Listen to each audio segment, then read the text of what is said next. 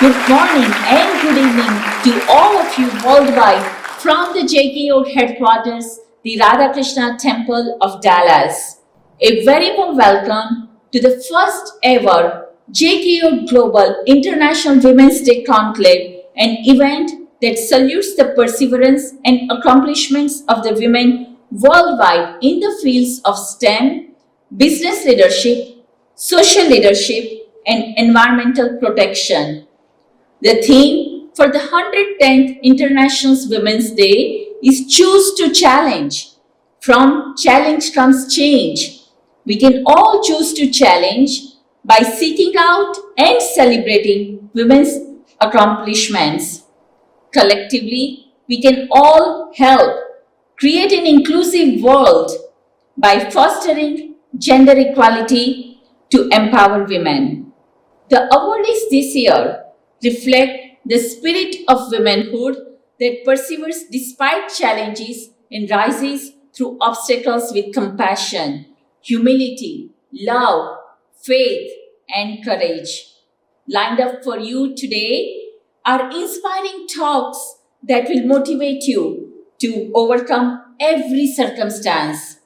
A special panel with live interactive Q&A will help you understand the crucial importance of gender equality and how we can challenge stereotypes and inequalities that hold women back. Before we get started with this inspiring event, let us watch how JKYog has transformed lives globally through its initiatives.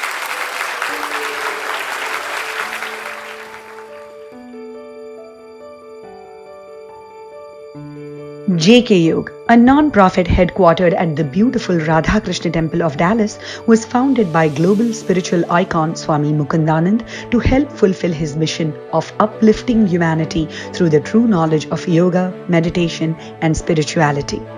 JKYog promotes a number of welfare programs globally, such as education for the rural youth and health care for the underprivileged. Cake Initiative distributing laptops for underprivileged children, and Little Hands Big Hearts providing assistance to 48,000 homeless children in the Dallas metropolis.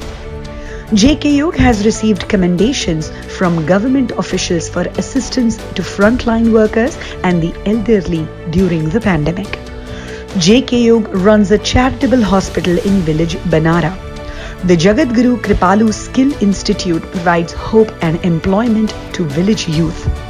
Jagadguru Kripalu University, currently under construction in Odisha, India, aims to provide a holistic curriculum combining spiritual and material education for a stronger generation of youth leaders and a better tomorrow. JKYog Academy and JKYog Center for Indian Culture and Education help people transform from within through offerings in yoga, meditation, and spirituality. Cultural initiatives such as the annual family camp, Prem Yoga, LEAP program for Indian classical music and Indian language classes help preserve Indian traditions. Many celebrated Bollywood artists have collaborated with the JKYog music label on blissful devotional tracks which draw people, especially youth, to spirituality and Indian culture. Free virtual global events by Radhakrishna Temple of Dallas showcasing world-renowned speakers and performers provide tremendous educational, cultural and spiritual value to a global community. For these efforts, JKYog was praised by the Indian Consulate and several Texas state officials. Over the last decade, JKYog has transformed millions of lives and enriched communities worldwide through its initiatives. Dr. Das Foundation, the grand patron for JKYog's social welfare projects. JKYog and Dr. Dash Foundation join hands for humanitarian projects in the areas of education, healthcare, and promotion of Indian culture.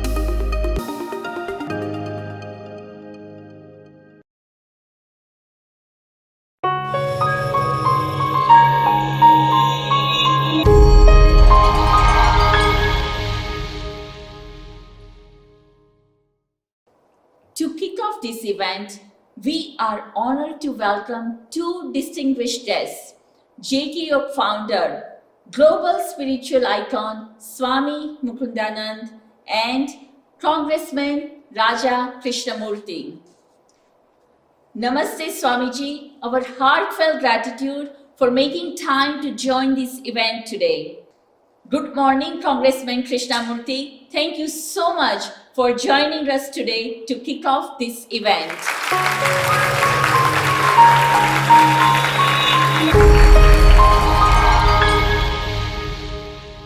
Thank you for having me, Shreya. I'm really happy to be part of this wonderful event celebrating women's accomplishments and to be on this same platform with Swami Mukundananda, who is such an inspiration for millions of people across the globe. Namaste, Swamiji. Namaste, Congressman Raja Krishnamoorthi. It is always a pleasure to meet you. And we are honored to have you as a part of the International Women's Day Awards Conclave.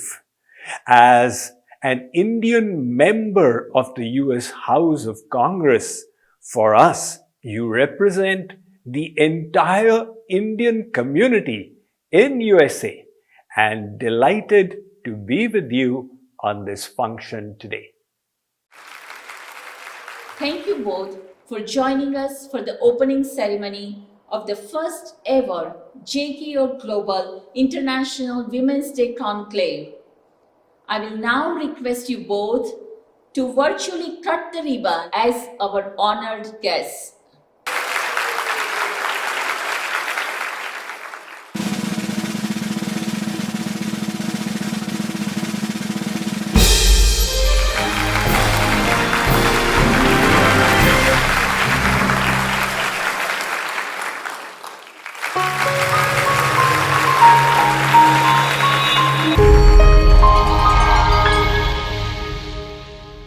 I will now humbly request Swamiji for his blessings for the event. Namaste, everyone. From the Vedic perspective, the elevation of a civilization can be measured by the extent to which women are revered and venerated in that society. Throughout the history of humankind, women have played a very important role in the accomplishment of humankind. Even more is being done today as on an increasingly equal level. Women individually and collaboratively make spectacular accomplishments to contribute to the upliftment and enrichment of humankind. I am looking forward to the award-giving ceremony and for announcing the Lifelong Commitment Awards and the Significant Contribution Awards by accomplished and noteworthy women throughout the globe.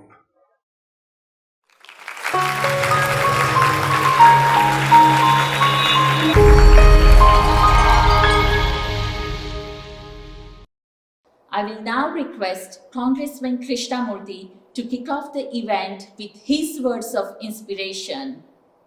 Thank you, Shreya. Women have incredible qualities that enable them to rise above obstacles and bring out the very best in us and very best humanity has to offer despite significant challenges they have to face because of their gender. It is therefore very important to celebrate their remarkable accomplishments to forge a better, more equal, and more inclusive world.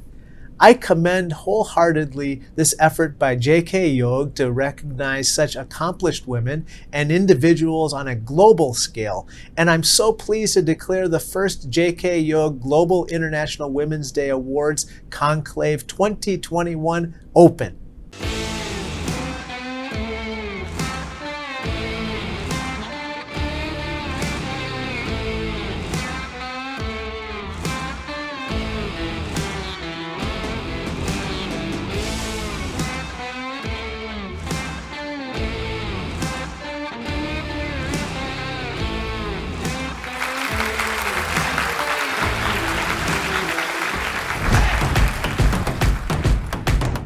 I choose to challenge. I choose to challenge myself. I choose to believe. I choose to challenge the society. I pledge to empower my dear sisters. I choose to challenge the traditional stereotypical roles that women are subject to on a daily basis. The unconscious bias against women. That every girl should be provided with proper sanitation facilities by giving them the gift of friendship. To bring more self-care into the lives of women. By discarding self-limiting beliefs about women. So I challenge you to change your mindset and appreciate the women in your lives and everything that they do. Wow, what an inspirational kickoff to the celebration of the first ever JKYog's IWD Awards Conclave. Well, now it's time to put our motivation in top gear. For next, we have rousing talks by our inspirational award winners, starting with Sindhu Dai Sabkal, who I have the pleasure and honor of introducing today.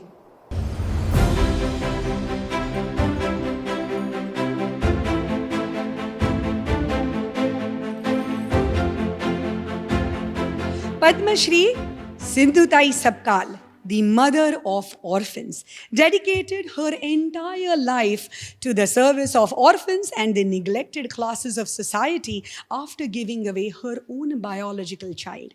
For her work, she has been conferred with more than 750 national as well as international awards, including the Padma Shri, which is India's fourth highest civilian award, presented by none other than Honorable President of India, Shri Ramnath Kovind. Her life journey filled with courage, compassion, and forgiveness, despite all odds and challenges, portrays womanhood at its best. Today, JKYog is extremely honored and privileged to present Sindhu Dai Sabkal to share her life experiences and motivate all of us. Please join me in welcoming Sindhu Dai Sabkal with a warm round of applause.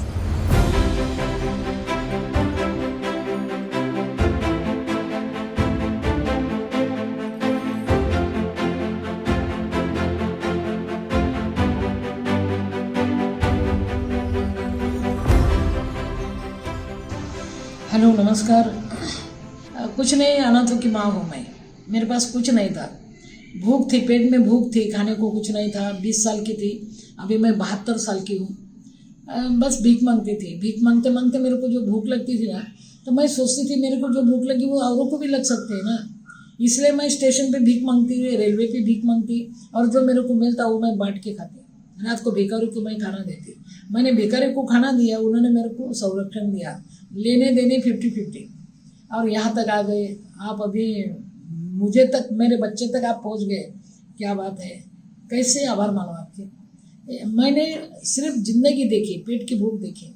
मेरा जो है ना, जिसको बोलते नाता, वो भूख से है। यानी तब तो इतनी भूख लगी थी कि मेरे को पत्थर चबा चबा के खाओ क्या, ऐसा लगता था, मगर पत्थर चबाने की हिम्मत नहीं थी। है ना, अभी आप मेरे संग आ रहे हैं, मेरे साथ आ रहे हैं, मेरे बच्चे के लिए जो कर रहे हो बहुत बहुत बड़ा है। और एक बात है बाबा, दिन निकलता है, एक रात का इंतज़ार करो, ये मेरे नसीब ने मेरे को सिखाया। और मैं चलती गई, कुछ तो नहीं था मेरे पास। दिन भर भीख मांगना, रात को स्टेशन पे रहना। सही बात तो ये है कि मेरे को मरना था। मेरे को मरने का तय किया मैंने, 3 बार मैंने सोचा मरने का, मगर अनसक्सेस आत्महत्या, मैं नहीं मर सकी। अभी तो मरे हुए नहीं, मैं मरने वाले के लिए जीना चाहती हूँ। मैं आप सब मेरे पीछे आएंगे, मेरे साथ आएंगे तो क्या बात है, दिन तो निकलेगा। वो तो अमावस्या की रात कट जाएंगे और पूर्णिमा आ जाएंगे मेरे नसीब में, मेरे बच्चे के नसीब में। इसलिए जब वो आए तो चेहरे पे रख रखाव था, मगर वो नहीं देख सके जो मेरे दिल का घाव था। आपने मेरा घाव को समझ लिया ना, क्या बात है। आसमान मेरे मुट्ठी में आज तो, इसलिए मैं चलना चाहती, और थके हुए को मैं पावर देना चाहती, उसके पैर को मैं ताकत देना चाहती। मैं तो कुछ नहीं, 2 हस्तक 3रा मस्तक मेरे पास कुछ नहीं। आप सब मेरे साथ आएंगे, मेरा बच्चे को तुम सोचेंगे कि क्या बात है, मेरी कॉलर तक गिर टाइट टच। इसलिए बाबा मैं कुछ नहीं थी, पढ़ी लिखी भी नहीं हूँ मैं, मगर अभी मैं गैया की भी मैया हूँ। 250 गैया है, जो लोग बेच देते हैं ना मरने के वास्ते, वो मैं छुड़ा के लाती, और उसकी मैं माँ बनती। मैं गया नहीं। क्यों कि गया के तबेले में मेरे को बच्ची हो गई थी, घर वाले ने मेरे को डाल दिया था उधर, बेहोश थी। एक गया मेरे आंग पर खड़ी थी और उस पूरे गया को वो हकल रही थी और वो चिल्लाते चिल्लाते मेरे को उठा रही थी। उसको मानवता किसने सिखाई? आप भी मानवता का काम कर रहे हैं ना। मैं माई हूँ, मानवता का माँ और ईश्वर की ये दोनों शब्द लेके मैं माई हो गई ना, माई तो हूँ। इसलिए बाबा आगे बढ़ना है, बहुत कुछ करना है, बहुत अंधेरा है अभी जीने के लिए, तो श्वास लेना भी कठिन हो गया। और फिर भी ये टाइम पे आप मेरे को याद करते हैं, मेरे बच्चे के लिए याद करते हैं, क्या बोलूँ, बहुत बहुत। अभी तो ये लॉकडाउन है या कोरोना है, मेरे को तो ऐसा लगता था उधर आऊँ और सबको मिलूँ। एक बार आई थी मैं नहीं एक बार आई थी मैं, पहली बार थी मेरी आने की, पहली बार टाइम था मेरा। अभी तो मैं दौड़ दौड़ के आती, मगर क्या करूँ, बाद में ज़रूर मिलेंगे। आप भी मिलो बाबा, मेरे बच्चे का ध्यान में रखो, मेरा बच्चे का भूख संभालो। सच्ची बात तो ये है, मैं मरना चाहती थी। एक दिन पेट में भूख थी, मेरे पास रोटी भी थी, मैं हर रोज़ भिखारी को खाना देती थी, मगर उस दिन मैंने खाना नहीं दिया। क्यों? मेरे को मरना था। मरने के समय पुण्य बिन्ने नको, इसलिए मैं अकेली खा रही थी। मरना तय था, सब भिखारी मेरे तरफ देख रहे थे कि आज ये बाई अकेली खा रहे, हमको नहीं दे रहे। मरने के वक्त में पुण्य बिन्ने नको, इसलिए मैं अकेली खा रही थी। फिर भी वो बच गया ना खाना, फिर मैंने वो मेरे साथ लिया। समझो मैं मरीच नहीं तो भूख तो लगेगी ना, भूख न समझ शोधरे सो, ऐसा हमारे मराठी में बोलते हैं। मैंने वो भाकरी मेरे साथ लिया, मरने के लिए जा रही थी, मगर क्या करो, जाते जाते अंधेरा था और एक भिखारी जोर जोर से रो रहा था और वो बोल रहा था कि बाबा मेरे पास कुछ नहीं, मेरा भी कोई नहीं है, मैं भी मरने वाला हूँ बाबा, मरते समय मेरे को प्यास लगी है बाबा, मरते समय इतना सब पानी पिलाओ बाबा कोई, तो मैं भी मरने वाला हूँ, बीमार हूँ, मेरे को कोई नहीं। मैं रुक गई, उसके पास गई, उसको मैंने उठाया और उसको मैंने बोला बाबा भूखे पेट मत मरो, मेरे पास खाना भी है ना, खाना खा के पानी पी के मरो ना।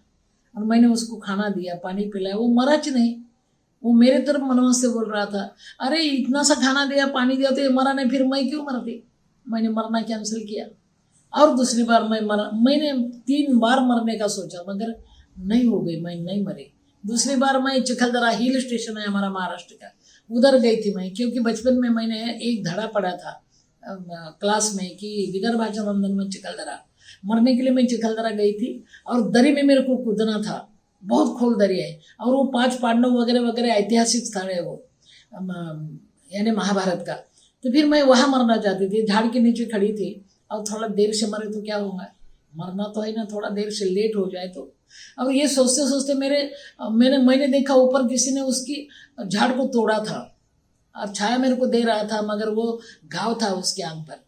मैंने सोचा अरे ये झाड़ को तोड़ने वाला छाया में खड़ा होगा थकने के बाद, झाड़ ने उसको नहीं बोला तो बहुत बुरा आदमी है, मेरे पर कुल्हाड़ी मारी, मैं तेरे को छाया नहीं दूंगा। और मैं भी छाया में खड़ी हूँ ना, यानी कुल्हाड़ी मारने वाले के घाव बनाने वाले को भी वो छाया देता, मेरे को भी देता, तो मैं क्यों मरती? मैंने फिर मरना कैंसिल किया। अभी मैं वही काम करना शुरू कर रही हूँ। मैं हजारों बच्चे की माँ हूँ, 282 मेरे को दामाद है, मैं यानी अभी 200 गैया की मैया हूँ, 250 गैया की मैया हूँ मैं। पुरस्कार तो मेरे को 750 मिले, मगर पुरस्कार की रोटी नहीं बनती।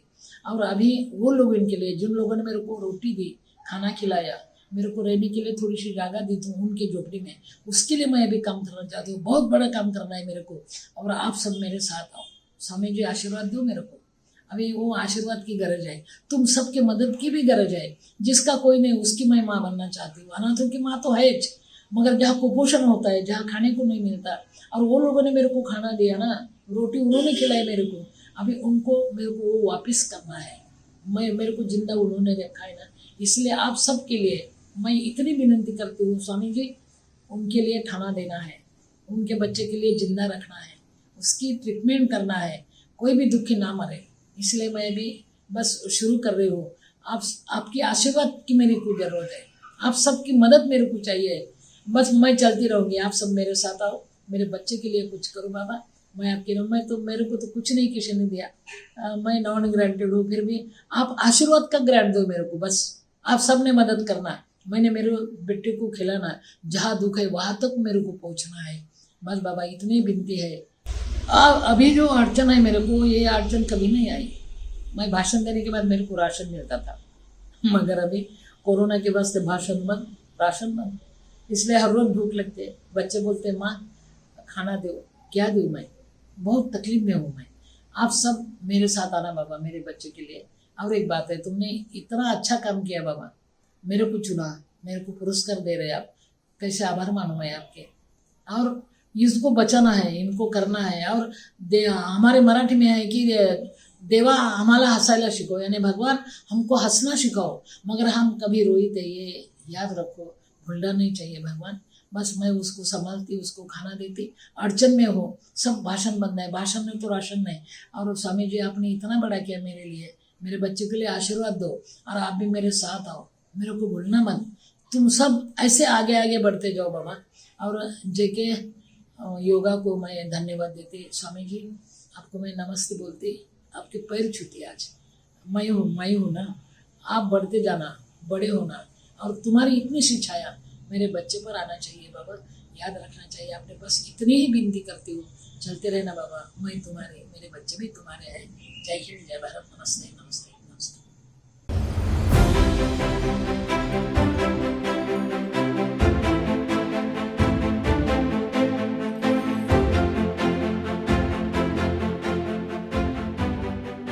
What a truly heartfelt, touching speech by the amazing mother of orphans, Padma Shri Dr. Sindhutai Sabkal.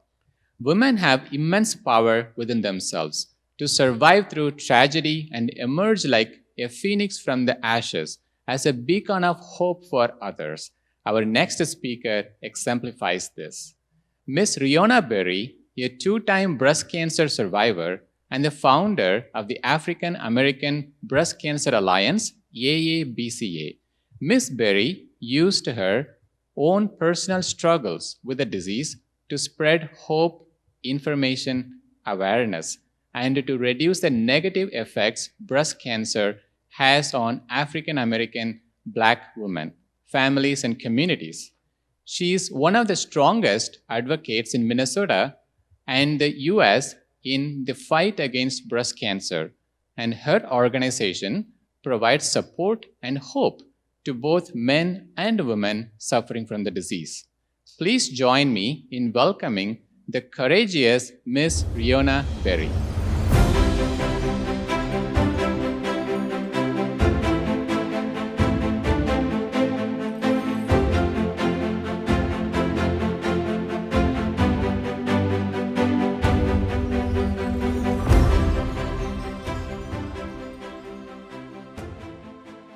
Hello, I'm Riona Berry. I am a founder and president of the African American Breast Cancer Alliance, AABCA.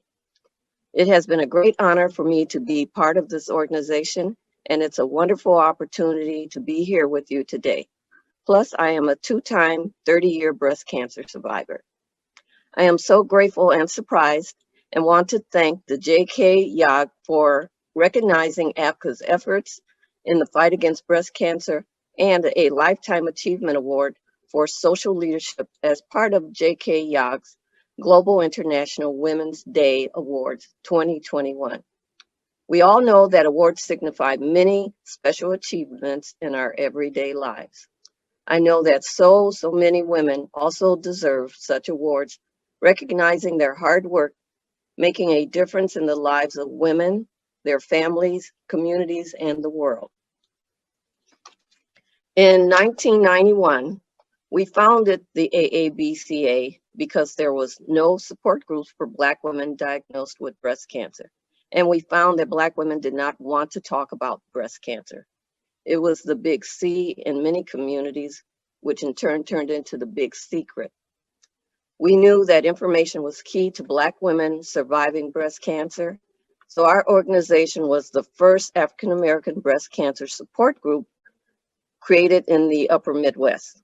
We have been instrumental in creating breast cancer awareness information culturally specific for African American women, thus opening the doors to cancer education within the Black community. Our brochure, Being There, was designed with women in mind who tend to put everyone and everything else before themselves. And for all of us, it has been about putting important things on the back burner, because we don't have time for this right now, or we have to make money choices between food and rent and childcare And faced with a medical problem, we may be just too afraid to cope with the seriousness of the situation, fearing it could be really, really bad, and we do not know what to do sometimes. Unfortunately, for many women, putting ourselves first can be very difficult. Couple all of those issues with the fact that so many people do not know about or talk about cancer. What are the signs and symptoms of cancer? Nor do they pay attention to cancer until it happens to them or someone they know. No one ever says, yes, this is a good day to have cancer. So that is why Aabca wants to be there to share life-thriving information, because they deserve to be happy and healthy. We all know that when the word cancer is spoken, that is not a good thing, and a downward spiral in our lives begins. Fear drives that spiral, and a loss of control. Fear of cancer, fear of hospitals, surgery, chemotherapy, radiation, shame, fear of the cost, fear of suffering, and of course, fear of dying. However, through that downward spiral, we also find knowledge, faith, hope, love, strength, and support. And thank goodness we did, because we would not have been able to make it through this cancer journey without these things as we made our way back up the hill. When I was 38 years old, I did not expect to be diagnosed with breast cancer. It was the most devastating challenge of my life.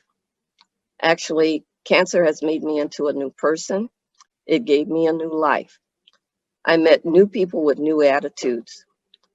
It was about what's important now and what we have to deal with as we deal with this cancer thing. Plus, we learn new choices as to how we can adjust and cope. But the bottom line is, we want to come out on top. We want to be a winner in this struggle. We want to survive. It's not only about the disease, it's all about you and how you, your family, friends, doctors, healthcare providers work together to see you through this cancer journey. Through the creation of the African American Breast Cancer Alliance, I have met so many strong women throughout my cancer journey and my life. I saw how well we all were looking for answers and hope. We learned how to rally our troops to begin the fight for life, how to stretch out our hands for the help we needed. In turn, we learned how to help others who are dealing with cancer as patients, survivors, and caregivers. We learned about the community and the healthcare system and how patients fell through the cracks that in turn affected their outcomes, some not good at all. We learned how to step in and help them step up to their charge and advocate for themselves, advocate for other patients with diagnoses, backgrounds, finances, and other problems. We learned how the government and insurance companies should protect the health of all citizens. We learned that information and outreach makes a difference in a woman's recovery and belief that she will make it through this struggle. Cancer has no boundaries. It affects us all. I am glad to still be here, sharing our message and doing the work we began in 1990. The AABCA has wonderful and dedicated board members, survivor members, friends, and that reach out and touch women, families, men and women, communities in the survivorship of cancer. We will continue to work together, nurture, share, and support each other through these challenging times. Thank you.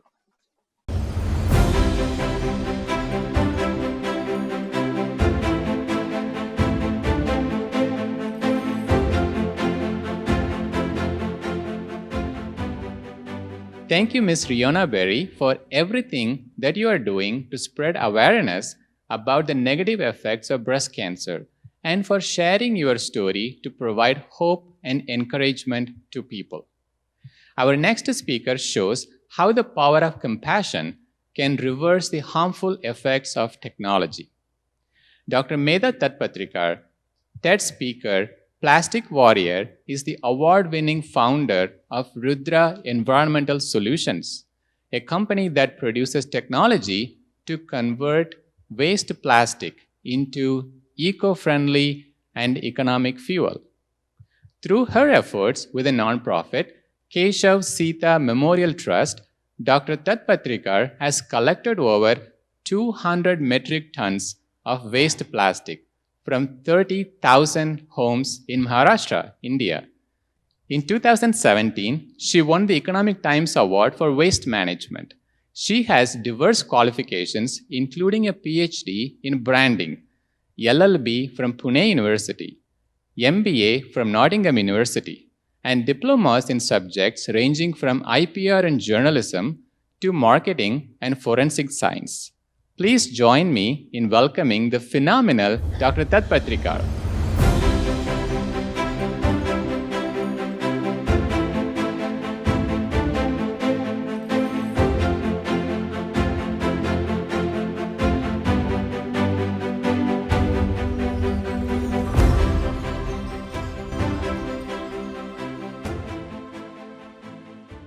Namaste. I'm Dr. Medha Tatpatrikar. I'm so honored and happy to be part of this event organized by JKYog. Last year has been very difficult for all of us. And during that time, Swami Mukundananda's words have given us a lot of hope for the future. And it makes me humbled today to share this stage with him and many dignitaries. When I think of women, I always think of my mother and my grandmother. They both were very strong and ahead of their time. And I think they have influenced my life, my thinking, and the way I behave every day. They both said to me that a woman can do anything a man can, and maybe even better. And the second thing they taught me was that every day is going to be a challenge. But if you look at it as an opportunity and never give up, you will always succeed. And the second thing I think my father gave me was the importance of a hard work. He always said that there are no shortcuts for the hard work. And I think today I am here because all of their blessings and teaching. That's why I call myself accidental environmentalist. Because until few years ago, I never thought I would enter into waste plastic management. But in 2009, I had gone to one of the wildlife sanctuaries with one of my co-founders. And there we saw a deer killed. After inquiring, we found out that the deer has died because it has digested a lot of plastic. And because of the thirst and the hunger, it just died. We were appalled. And we thought, why doesn't somebody do something about it? Because when you're educated, you don't give garbage a second thought. You always think it is somebody else's job to clear the garbage and think about the garbage. And we were no different. We were exactly like everybody else. But after a couple of months, even we said, we are exactly like everyone and we are not giving it a thought. So we started learning about plastic. We realized plastic is a fossil fuel, that it takes 500 to 1000 years for it to disintegrate naturally. And we started working to find out the solution on the plastic. But our aha moment came when we saw a piece of ice melt. And it was like, if the water turns to ice turns to water, can we do exactly the same thing with the plastic? Plastic comes from hydrocarbons. Can we convert it back? Now we had no idea. So our first experiment was in the kitchen. We put plastic in a pressure cooker and it blew. We put it in a bigger pressure cooker. It blew it much more harder. So we took the whistle out, put some tubes in, and after 6 months, we saw something black floating on the water. We got it tested and realized they are hydrocarbons. So we decided to build a machine. This is a machine, we call it a thermocatalytic depolymerization process, where we reverse the plastic making process. It's simple. We put the plastic into the reactor, we start to heat. At certain temperature, plastic melts and it releases a lot of gas, which we collect and keep it in a tank and then reuse it the same gas as a heating source for the machine itself. So the whole machine runs on our own fuel and the gas that it generated in the process itself. As we are capturing all the gas, there are no emissions. So if you put around 100 kilos of plastic, we can get anywhere between 50 to 75 liters of this fuel. This can be used for generator, furnace, incinerator, burner, boiler. So when we start working on it, we tell people about it. And that's what happened with me. I started telling people, look, plastic is brilliant, but littering is a problem. We need to segregate. And somebody said, it's okay to segregate, but somebody who comes to pick my garbage up mixes it together. So that's when we started collection of plastic waste from various households.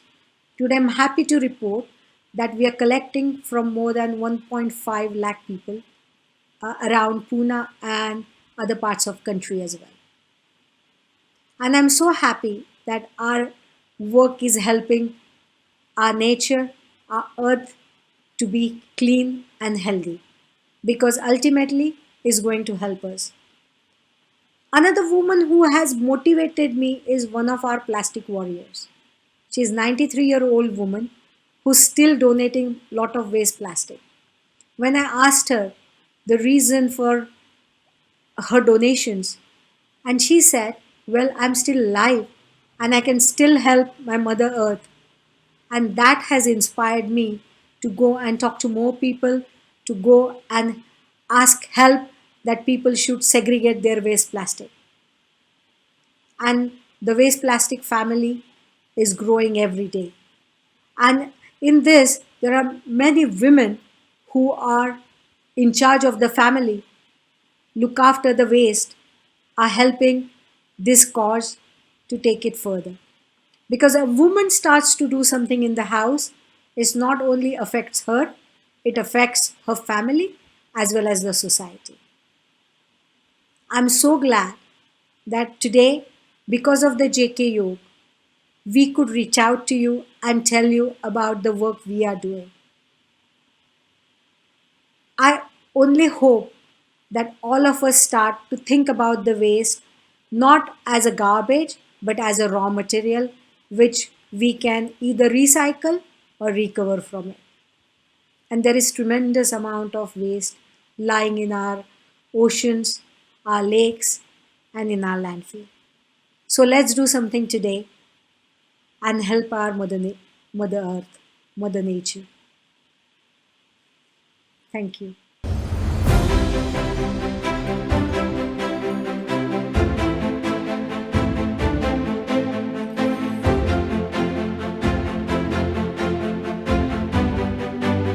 Thank you for sharing with us inspiring wisdom, Dr. Medha Tadpatrikar. Women are also nurturers and healers. When women run businesses, it is often driven by their desire to help others and to serve. To them, leadership means to serve.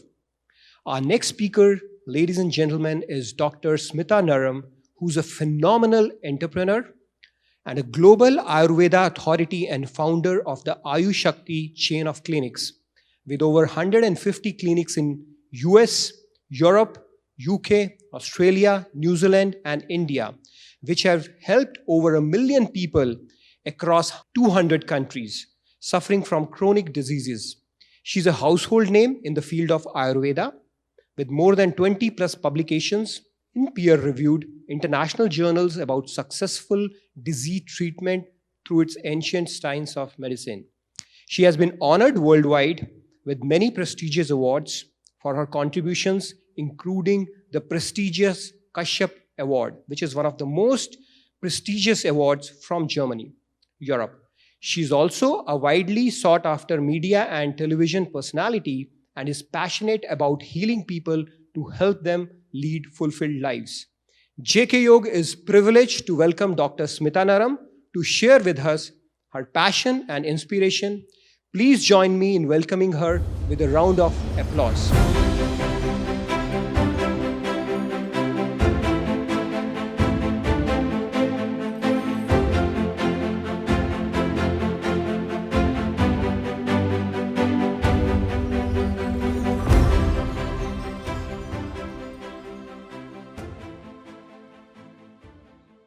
Namaskar, namaskar, namaskar.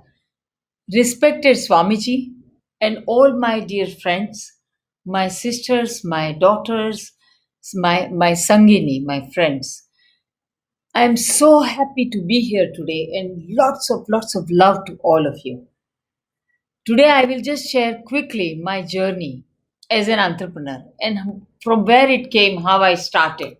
So I started like a doctor, practitioner 33 years ago in 1987 along with my late husband Dr. Pankaj Naram.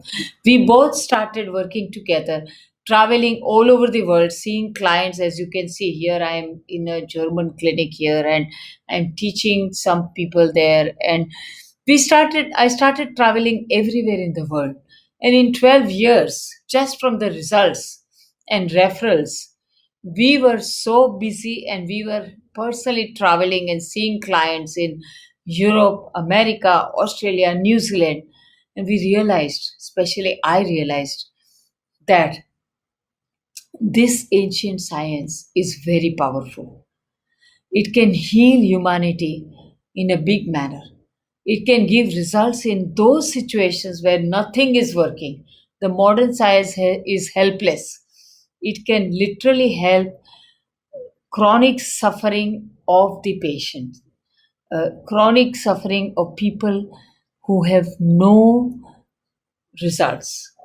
We found through our scientific research papers published in many parts of the world through many medical doctors that this is really working in chronic health conditions like joints pain, allergies, psoriasis, blood sugar imbalance, obesity, infertility, hair situations, and even acid reflux and so on and on.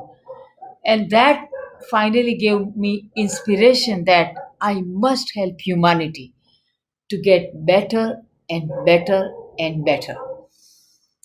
And I started thinking, how do I do it? In the year 1999, my son was born and the clinic was born. This Ayush Shakti clinic and my son, both together, I grew them together. Both are now more than 22 years of age, almost touching 22 years. So I want to tell my dear friends, as a woman, we always think, oh, I have a child, oh, I have a family, I am woman, I can't do it. It's not true. You know what? We have capacity. Only that when you cut these limiting beliefs, you can do everything. So I was like somebody who just, I'm completely unstoppable. I want to do it. And when I am inspired to help somebody, I just want to do it. My inspiration was always and always to help humanity, help huge number of people, millions and billions of people. So first challenge came, how do I train doctors? How do I spread it? So it is involving business, because working by yourself as a doctor is different than running a business. I literally, each and every challenge I had, I took the training. I took the training of franchising in USA. I took a training on how to educate people on this ancient science of healing, how you can contribute in their life by giving something that valuable that they can use immediately in their life. And those things I got training. So that's what I want to tell you, that don't get stuck. If you have problems in your business or your work, look for solution. There are so many coaches nowadays on internet giving free training. Take it and have a coach. This will only help you get successful. Once your business is growing, start delegating and start using processes and system. Use as much as automation. That was the second thing that I learned in my life, that ERP, the automated system of keeping data in process is very, very important. Very important. When the ERP is there, you can be free. Your system will be there. You can train others easily. There are a lot of benefits. So these are some learnings I thought I will share with you quickly. Of course, we had so many challenges in our life, but every challenge I faced with a great ease because I always look for the solution and learning. And from just having 12,000 clients in this pure Aishakti clinic chain, we grew to 100,000 plus clients and we trained more than 200 doctors. And now we are present in USA, Australia, New Zealand, America, India, of course, Europe and UK. We have more than 150 clinics and we are present everywhere. So last thing I want to tell you is irade nek ho. If you want to be successful in your life, have a purity of purpose. Irade nek ho, irade pakke ho. You must be determined so much that you never ever give up. Even if there are small challenges, never ever give up. And irade sache hote hai. Then you realize your dream and it becomes a reality. Lots of love to you. I enjoyed talking to you today. I hope I have inspired all of you or some of you to do what you love to do in your life.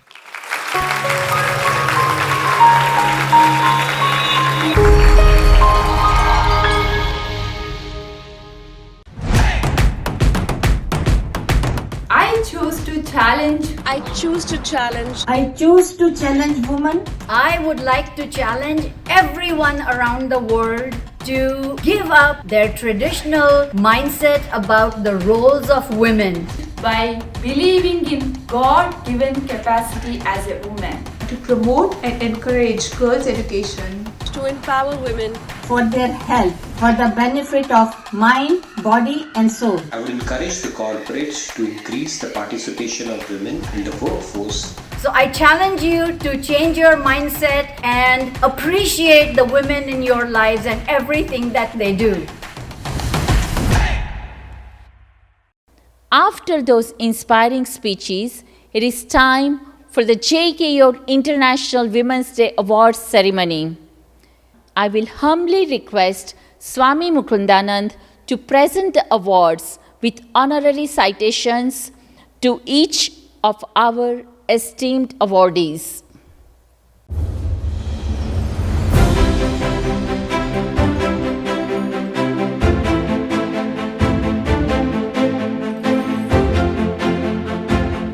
Doctor Sindhutai Sapkal, समाज सेवा हेतु समर्पित आपका जीवन, अनाथों और पिछड़े वर्गों के उत्थान हेतु आपके कार्य एवं आपका साहस, कठिन परिश्रम और क्षमाशीलता की प्रशंसा करते हुए जेके योग अत्यंत हर्षपूर्वक आपको विशेष महिला पुरस्कार से सम्मानित करने में अपना सौभाग्य समझता है।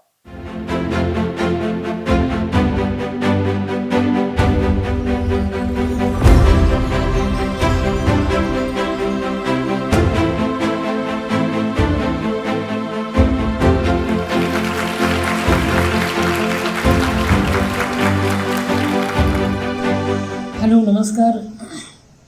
जेके योग और पूज्य स्वामी मुकुंदानंद स्वामी जी, आपके लिए धन्यवाद देती हूँ मैं। आपने मेरी याद रखी, माई के पास पहुँच गए। मैं भी आपके पास आना चाहती हूँ, देखिए कब होता है।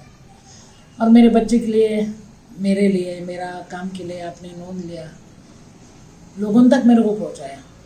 कभी कभी तो सवाल आता है कि किसे अपना बनाऊँ, कोई काबिल नहीं मिलता, पत्थर बहुत मिलते हैं लेकिन दिल नहीं मिलता।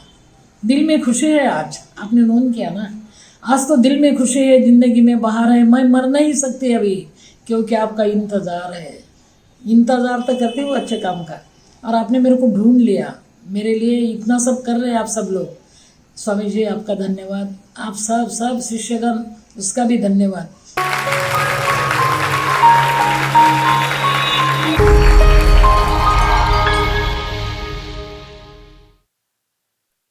Dr. Swati Mohan, for your trailblazing accomplishment in the field of science and space exploration on various NASA missions, including your role as the guidance and control operations lead for the Mars 2020 mission, and for inspiring millions of women to pursue science as a career. JKYog is pleased to honor you with a special award.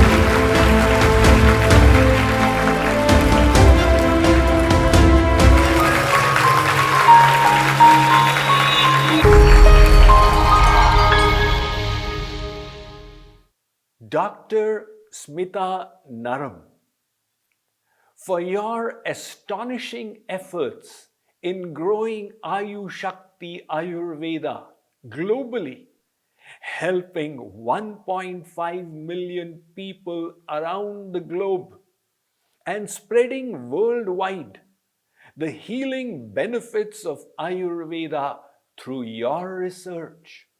JKYog is pleased to honor you with a long-term achievement award in business leadership.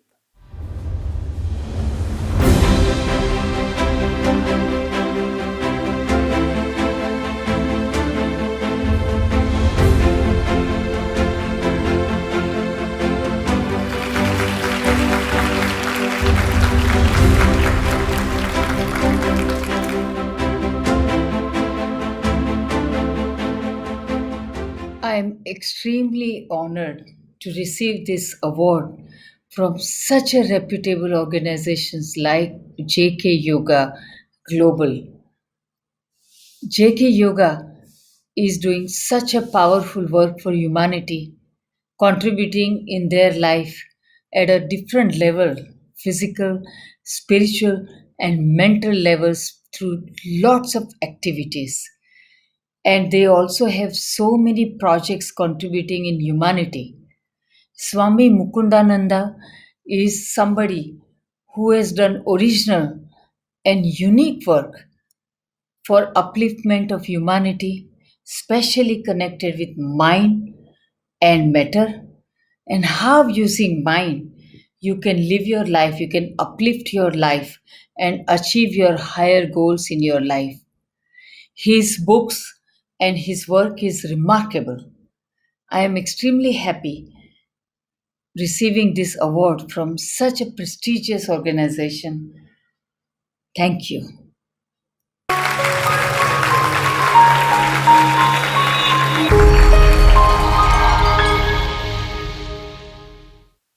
Dr. Medha Tadpatrikar, for your inspiring efforts with Rudra Environmental Solutions and Keshav Sita Memorial Trust to recover plastic waste and innovatively convert it into fuel, and for spreading awareness in your community about waste plastic segregation at source.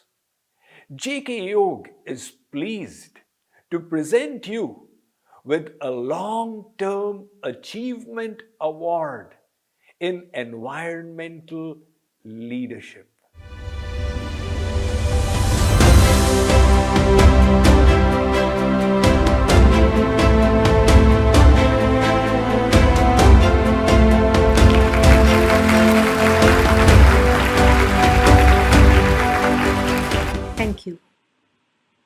I am grateful to JKYog and Swami Mukundananda for this honor.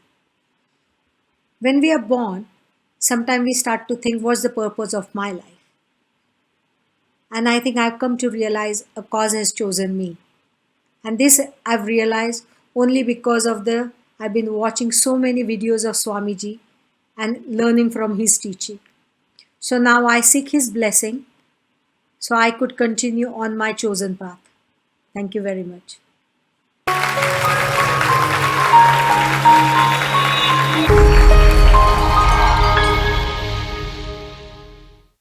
Miss Riona Berry, for providing hope to thousands of breast cancer patients and their families, and for spreading awareness to reduce the negative effects of breast cancer on African American women in your capacity as the co-founder of the African American Breast Cancer Alliance.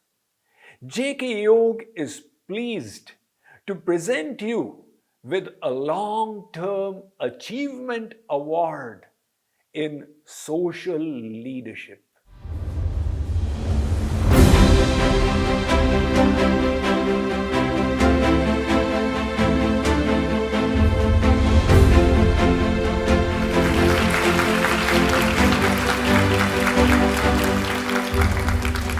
I want to thank the JKYog for the International Lifetime Achievement Award for Social Leadership as part of JKYog Global International Women's Day Awards 2021. It is a great honor to be recognized with this wonderful award, and I appreciate all the hard work celebrating women who choose to challenge inequality, call out bias, question stereotypes, and help forge an inclusive world for all of us. Thank you so much.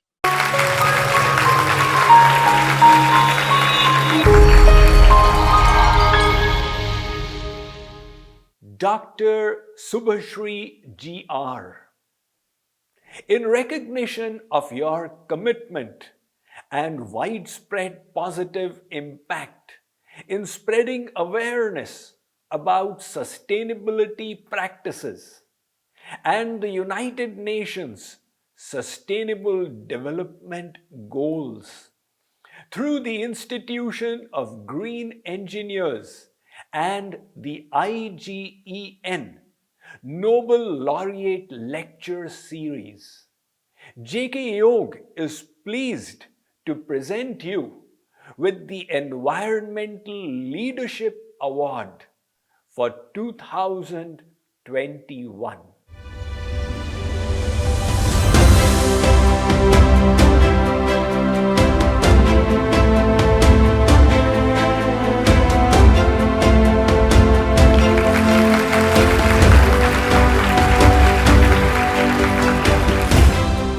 Happy morning, greetings for the day. This is Dr. Jia Subhashri from the Institution of Green Engineers. I feel honored to receive this International Women's Day Award, and I wholeheartedly thank JKYog and Swami Mukundananda for this wonderful recognition. I'd also like to thank President of IGEN, Dr. L. Ramesh, who had been guiding me to work throughout the Sustainable Development Goals. I would also like to thank my husband and my children who had been a constant support of encouragement. Thank you.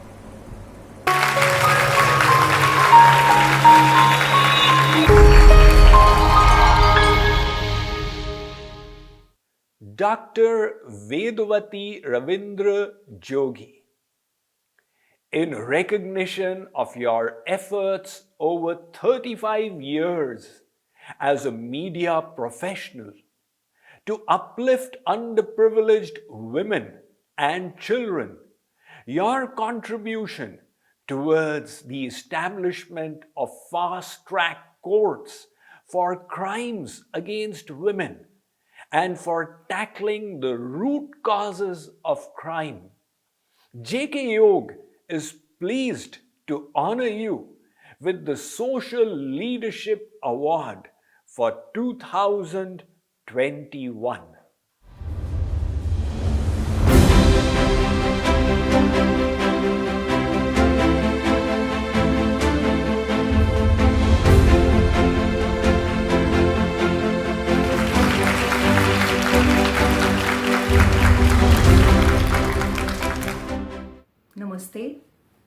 I'm Dr. Vedavati Ravindra Jogi, media professional from Pune, Maharashtra. I really feel honored to receive Women in Social Leadership Award conferred on me by JKYog and global spiritual leader Swami Mukundananda. I profusely thank them. Let me take this opportunity to thank my well-wishers, my parents, my husband Ravindra, my daughter Dr. Akshara, my colleague Professor Chaugule, and last and most important, sponsor of my media projects, Dr. Cyrus Poonawalla. I thank you all.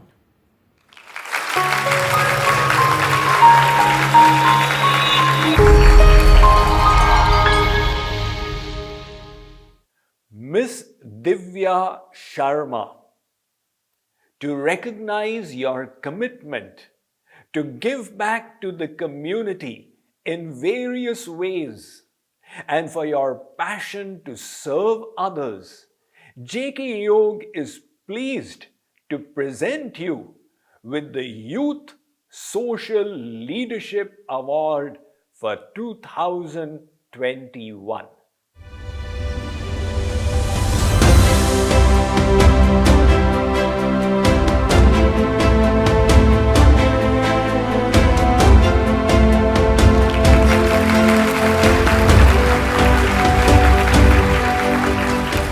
Hello everyone, Namaste. My name is Divya Sharma, and today I would like to say a huge thank you to JKYog for selecting me as the winner of the IWD International Women's Day Youth Leadership Award.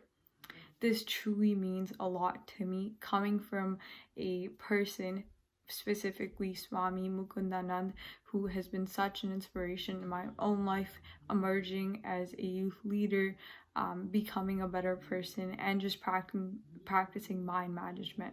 I've watched several of your YouTube videos, some of your seminars, and I could not be more thankful that I was exposed to you at a young age. You truly are someone who I look up to for guidance, even though it's just online. I am so thankful that there are leaders like you in this world who spread the message of peace, love, and humanity. Thank you.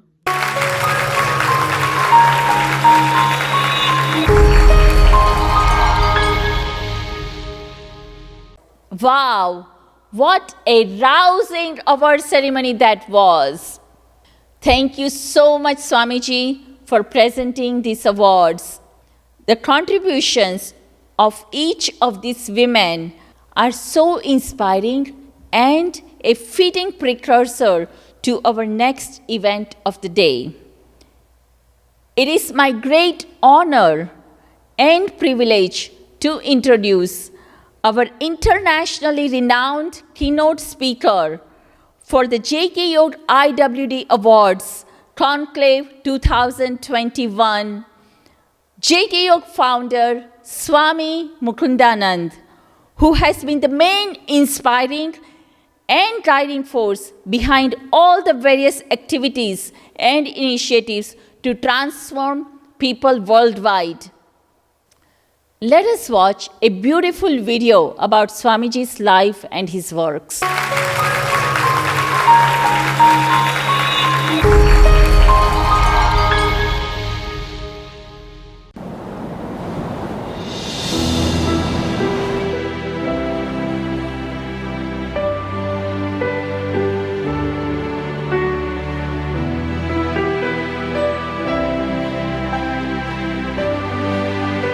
Swami Mukundananda is a global spiritual leader, best-selling author, Vedic scholar, and IIT-IIM graduate. Swamiji has an exceptional ability to convert ancient yogic knowledge into wisdom for everyday living. He is a founder of various non-profit organizations like a charitable hospital, a naturopathy hospital, spiritual centers across the world, the beautiful Radha Krishna temple of Dallas, and is presently constructing a university in Odisha. Swamiji is the best-selling author of The Science of Mind Management and 7 mindsets for success. He is the founder of the yogic system called JKYog. By his compassionate and approachable nature, Swami Mukundananda is transforming lives across the world. Ladies and gentlemen, let's welcome Swami Mukundananda to this virtual event.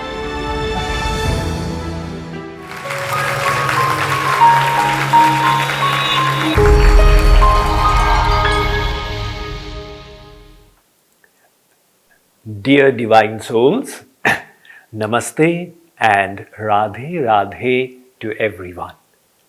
On 8th of March this year, the world celebrated International Women's Day.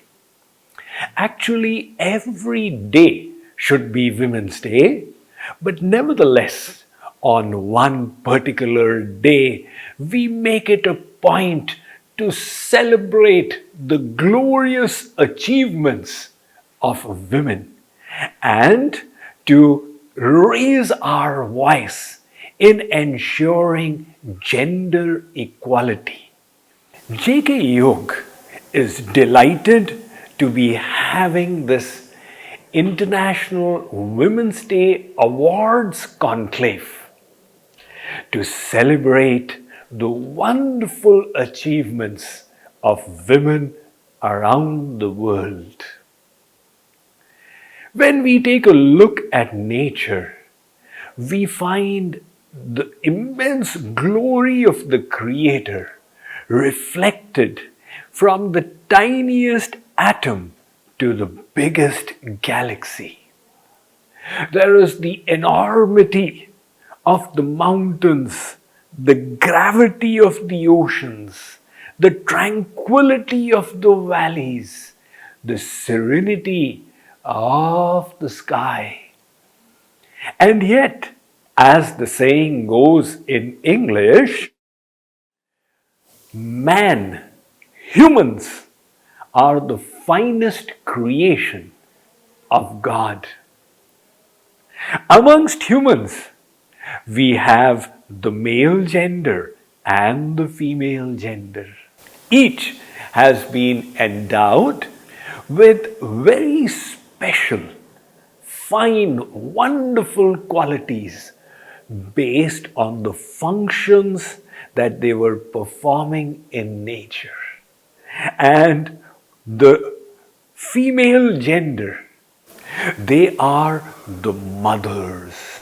And that is why the beautiful qualities of tenderness, nurturing, kindness, selflessness, sacrifice, forbearance, these divine qualities which we call as Daivi Gun, you find them in a greater extent in women than you find in men.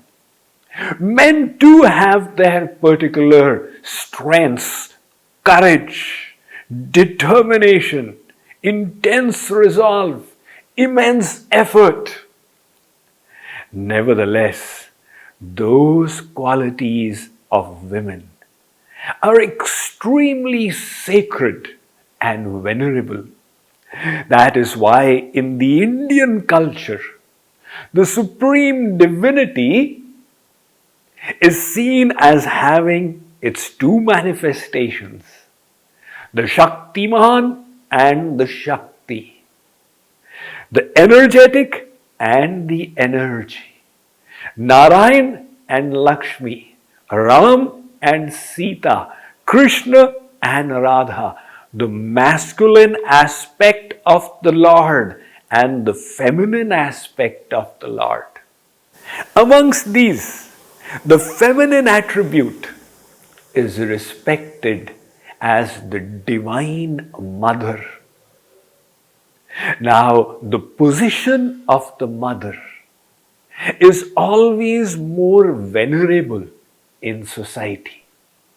For the sacrifices she performs, for her selflessness, for her forbearance, for her love for her children. Now, those motherly qualities, we find them manifesting in the feminine species throughout creation, even in aspects of nature. Hence, the rivers in India, they are called Mother Ganga, Mother Yamuna. Why mother? Because the river nurtures life. No water, no life. In the same way, the country itself, the earth, we call it Bhumi Devi and Matri Bhumi, our motherland, because it sustains us. It provides us with what we need to enable us to grow in our life. In the same manner, there are other mothers in the Vedic culture. For example, the cow. Someone asked me that in your culture, why do you not eat cows? And I said, you know why? Because we look on it as our mother. And why do we do that? Because we drink its milk for our sustenance. Now, as long as the cow can give milk, you drink the milk. And the day it is unable to, you chop it up and eat it. That is not acceptable. So, the cow is the mother, the earth is the mother. And in this Vedic culture, all women are respected, given the veneration due to the mother. Hence, in this Vedic culture, the saying is, the progenitor, the first lawgiver Manu, he wrote, Yatra nari yastu pujyante ramante tatra devata. In that society where women are venerated, the celestial gods rejoice. And where women are suppressed, are exploited, then Manuji Maharaj says, Yatraitastu na pujyante sarvas tatra phala kriya. In such a society, all kinds of Vedic rituals and other such pious ceremonies all go waste. Now, how do we define the culture of a place? When a group of people in a community develop common points of reference for what they hold as excellence in matters of value, behavior, belief, thoughts, and actions. And those reference points start getting passed down from generation to generation. That creates the culture of a place. So, the Indian Vedic culture is understood the world over as a spiritual culture. It has its share of atheists, of Marxists, communists, etc., etc. Then why is it called a spiritual culture?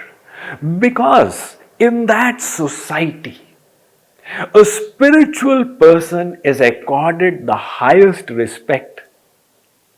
In any congregation, no matter who the ministers and CEOs present, if there is a renounced sage, a monk in that congregation, they all will give him the pride of place.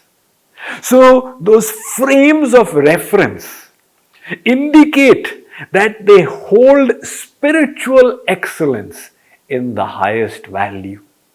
Similarly, Indian society has its share of violence against women. And yet, the culture is such that women are respected as Devi, as the forms of the divine goddess.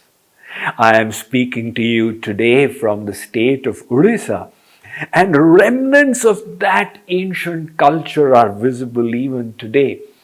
Whenever I go to someone's house, I observe the father is addressing his 5-year-old daughter, Ma. That feeling that women should be looked on as the mother still remains. This concept of emancipation of women is a wonderful initiative, and we are glad that the West has woken up to it after centuries of injustice. And it is not new to India. It's ancient.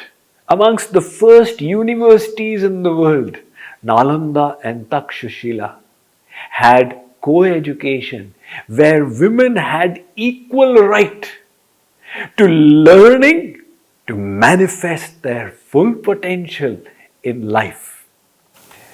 Over the course of centuries, a lot of wrong has been done, and that needs to be corrected. And one of the finest ways to correct it is to encourage women from all walks of life to manifest the talents that they have been bestowed with. In order to accomplish that, JKYog has launched this awards conclave with the idea of felicitating women who have performed extraordinarily in their fields and become an inspiration for so many others. We are delighted today to have the opportunity to honor the women winners of JKYog's International Women's Day Awards, and we are delighted to have a very esteemed panel with us today. We look forward to the rest of the program.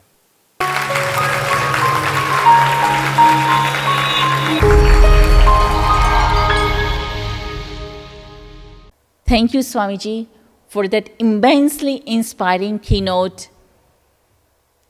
We are also honored to have Congressman Krishnamoorthi join this event live today. Congressman Krishnamoorthi is currently serving as the U.S. representative from Illinois. He graduated from Princeton University with a bachelor's degree and then subsequently received Juris Doctor with honors from Harvard Law School. Please join me in welcoming Congressman Raja Krishnamoorthi with a round of applause.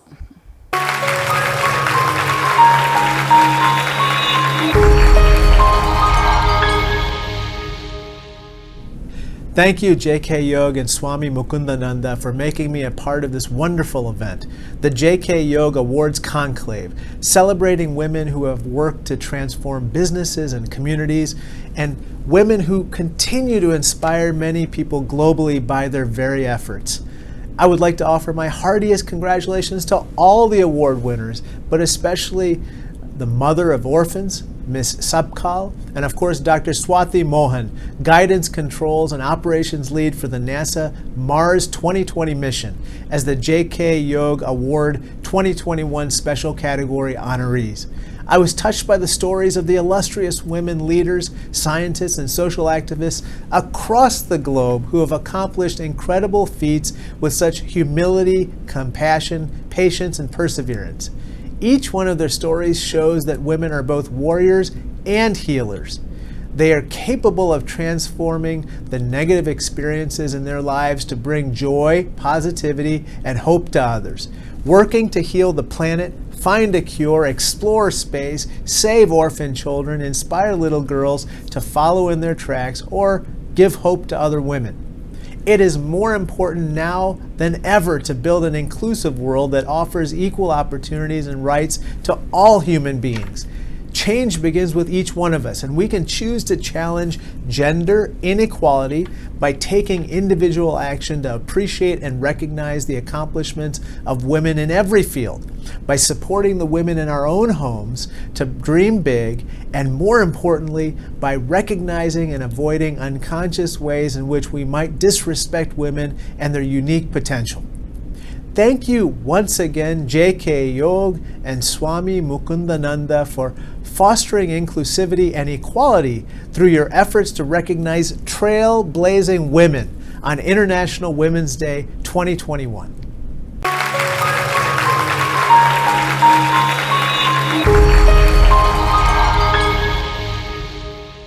Thank you, Congressman, for your wonderful words.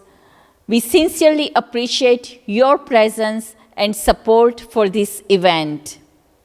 Coming up next is an exciting Q&A with panel of experts and Swamiji. Stay tuned.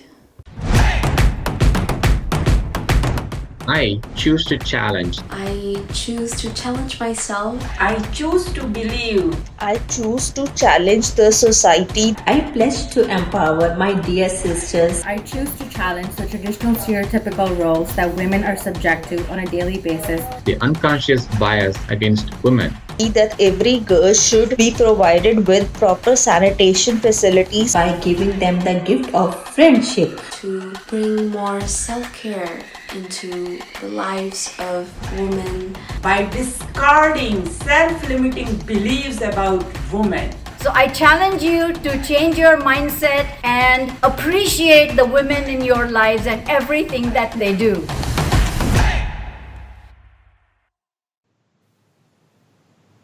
Namaste, Swamiji. Namaste, Dr. Smitaji, and Namaste, Dr. Medhaji. Namaste, namaste. Thank you so much for joining us on this special Q&A session for JKYog Global IWD Awards Conclave. We have received many questions from all the people around the world, and few of the selected ones I will be asking to all of you, and looking forward to this inspiring and interactive sessions today. So Swamiji, I will first ask question to you. We all have unconscious bias and stereotypes against women. For example, one of the stereotypes is that women are not good at brain works or brain-intensive activities. Another is that women are less assertive. Women are more followers than leaders. So research has reported that despite their qualifications, because of this unconscious bias, women are held back in their careers, even though many times they are more qualified and competent. So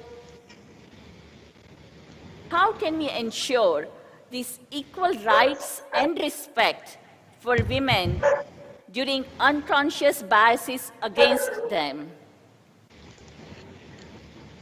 Yes, I personally feel that the biggest waste in the world is the waste of the human potential that remains unmanifest. And I am one of those firm believers that women have equal, if not more, potential than men. And if it is not being manifest, that is a huge waste. Now, there is no doubt that men and women have emotional differences. Women are naturally endowed with the qualities that make them successful mothers. which you find less in men. But if men strive, they can also become nurturing, caring, sacrificing like the women.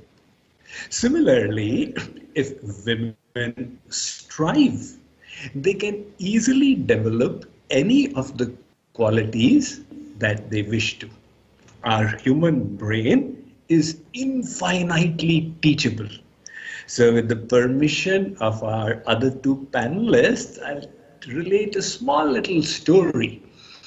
In the year 1960s, a Hungarian psychologist, Laszlo Polgár, and his wife Clara, they experimented that they can, with training, make their children into geniuses. So they got married, and as luck would have it, they had 3 daughters, Susan, Sophia, and Judith. So they decided, what should we make them geniuses in which field? They chose a brain-intensive field, chess, which was, stereotyped as a men's game. So they started training their first daughter, Susan. When she was only 4 years old, she participated in the Budapest Under-11 girls competition, and she got the first prize. Subsequently, she went on to become the topmost women player in the world. Now, their second daughter, Susan, when she was 11 years old, she participated in an international competition in Rome, and she won 8 out of her 9 games, defeating a whole string of grandmasters in what is known in history as the Sack of Rome. And their third daughter, Judith, she was the crown jewel. She was the topmost women's player in the world, and at one time, she was the 6th amongst men and women until she voluntarily retired in the year 2012.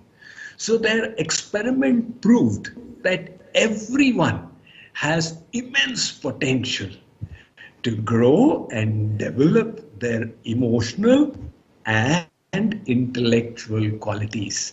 We must not constrict ourselves through stereotypes. Thank you, Swamiji. What a beautiful story. Very, very inspiring. Proved it. Yes, women can do it. The next question I'm going to ask is to Dr. Medhaji and Dr. Smitaji. Both of you are successful entrepreneurs in your chosen field. And do you think your gender played a positive role in your success as an entrepreneur? We all the time, at least in USA, hear the stories of women breaking the glass ceilings, and especially being minorities, even tougher. Do you feel the glass ceiling exists, or was your experience any different? Yes, I do think it was a very positive being a woman, because especially in my chosen field of waste management, women are in charge of the house, and so they are in charge of the waste.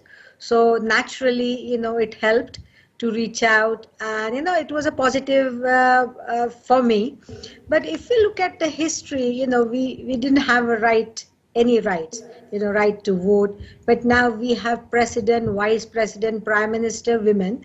And yes, there is a bias in many of the workplaces that I've seen.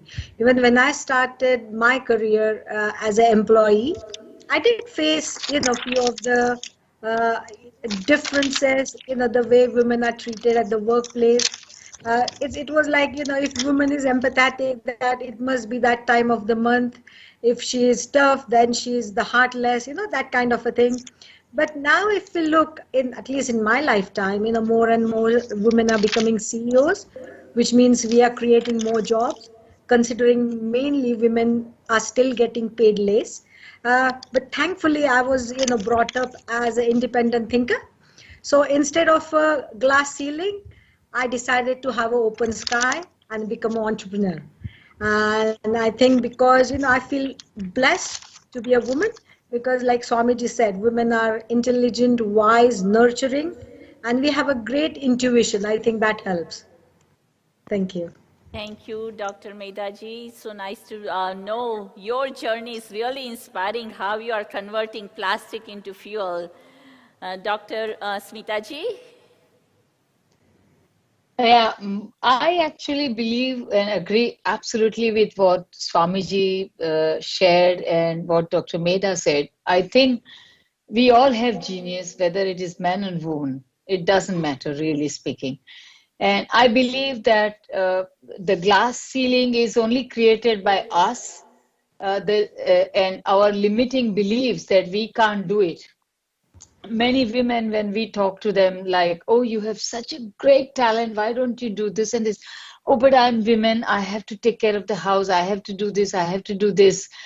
But in reality, we have to remember that we are, as a women, that's what I have at least been, that have been my inspiring, motivating factor, that I always remember Goddess Durga in front of me with 8 hands and 8 different capacities, the weapons of compassion, courage, integrity, and so many different talent that Goddess Durga has. I believe that women are a ansh, like in a microcosm manner, those qualities are there in us, and we can do multitasking.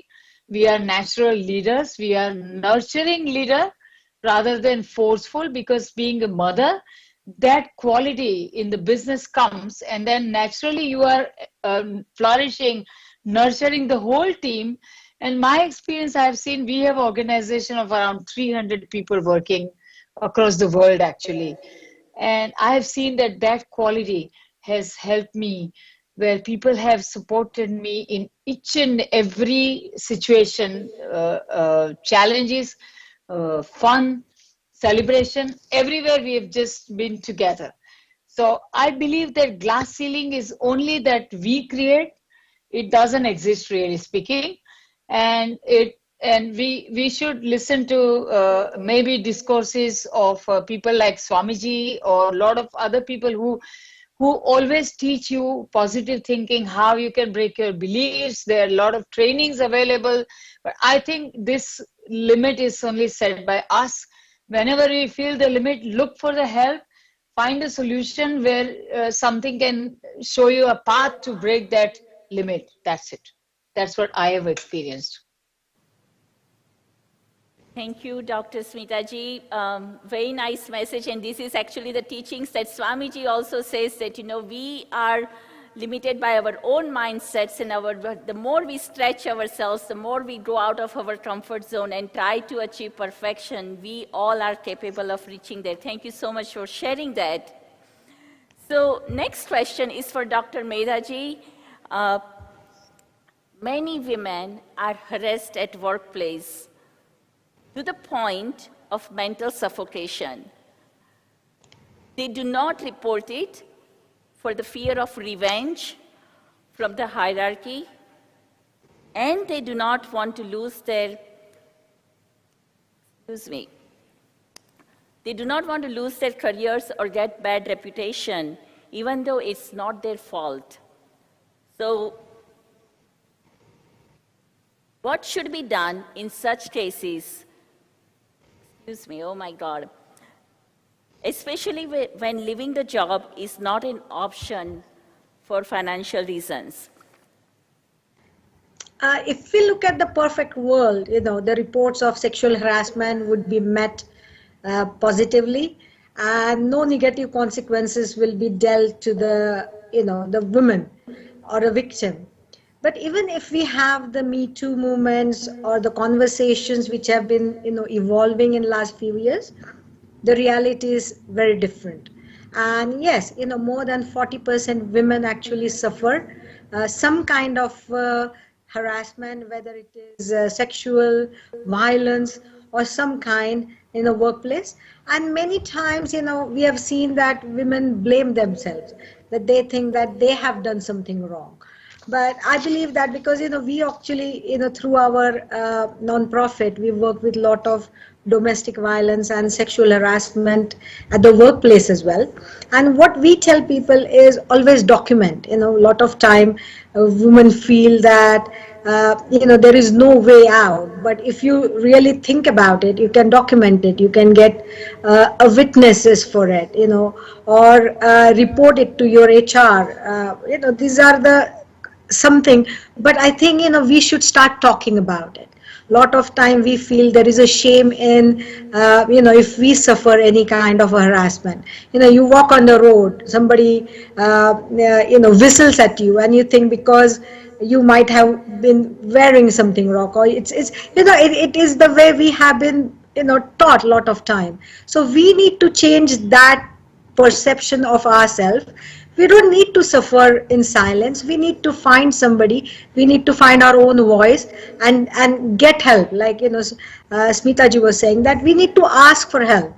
A lot of time that's what doesn't happen. So I believe if we don't suffer and ask help to nearer and dear ones, I think we will always find there is a light after that tunnel.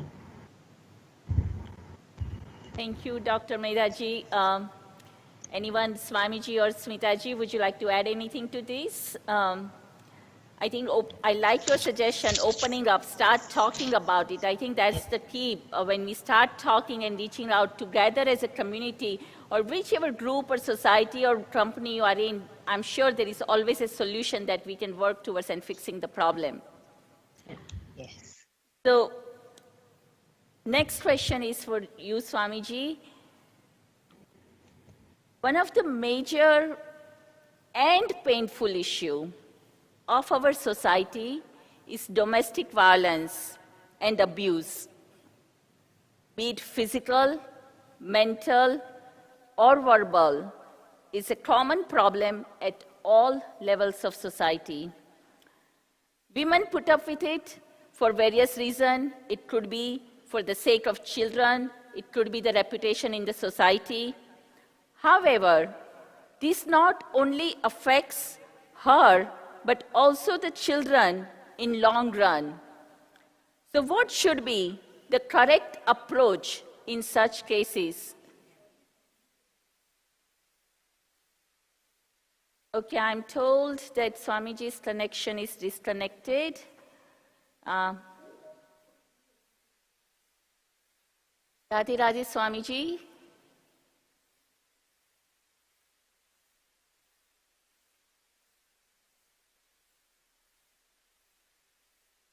Radhe Radhe Swamiji. You are on mute, I think.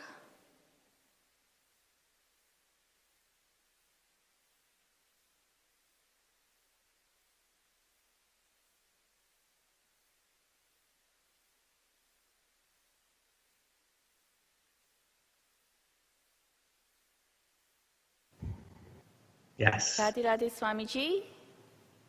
Yes. Okay, Swamiji, I'm going to repeat a question. I have a question for you. One of a major and painful issue in our society is domestic violence and abuse. Be it physical, yes, mental, or verbal, is a common problem at all levels of society. Women put up with this for various reasons. It could be the reputation in society. It could be for the sake of their children. However, this not only affects her, but also the children in long term. So what should be the correct approach in such cases? That is the unfortunate reality of our human society today. And statistics reveal that abuse, physical, emotional, financial, extremely common. I think one of the biggest mistakes that women make is that they assume everything will go on very well. You have got into a relationship with someone and you will live happily ever after. And the first instinct is to fully trust someone and think that this is the angel in white who will always take care of me. But a little bit into the relationship, the reality of the world comes in front. That the person is selfish, the person is cruel, is insensitive. And then women realize that they have not created enough boundaries. No financial boundary, they don't have their own bank account. There is no emotional boundary where they feel that, they are completely at the disposal of the other person. So if from day one, this knowledge had been kept in mind that it is a harsh world and anybody can be selfish in future. So there is need to construct these boundaries. For example, nowadays even marriage counselors say that after middle age, husband and wife should sleep in separate rooms. Create a little bit of distance. It increases respect for each other. It gives you the freedom that you need. So when that scope is not there, that is where the more dominant partner rides roughshod over the other, which more often than not is the woman. So like our scriptures say, Sabswarthi. Everybody is selfish in this material world unless they become God realized. So keep it in mind, and when you first enter the relationship, whether it's an arranged marriage or a love marriage, don't think it's always going to be like this. So you have to keep that other aspect and prepare for that rainy day. Thank you, Swamiji. I think it's really practical, and I love the message that you are giving here. That, and it's very true. When we fall in love in the first time, it's like everything feels like Romeo and Juliet. That it's going to be such a wonderful journey ahead, and so much trust and so much blind faith is put into each other. But as you said, the reality is that everybody is so selfish, and when we start the journey, then we start realizing. So very nice knowledge that you gave out here. Thank you so much for sharing that. The next question is for all three of you, and that is, what are the biggest challenge, or what is the biggest challenge women face in the world, and how can we help them to overcome as families or as communities? Would like to know the take from each one of you. Whoever would like to go first, please go ahead.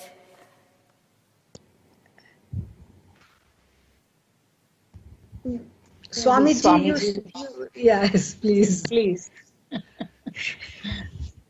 Mitaji, go ahead. Well, okay, Swamiji, challenges are lots, but I think the sentiments echoed by Dr. Smita Naram and Dr. Medha are that there are also immense opportunities. And really there is no glass ceiling. It's all perceived. So in today's world, there are laws ensuring that women get the opportunities that they need. So when you say the biggest challenge, I will have a different take on it. The biggest challenge is that women don't have enough role models.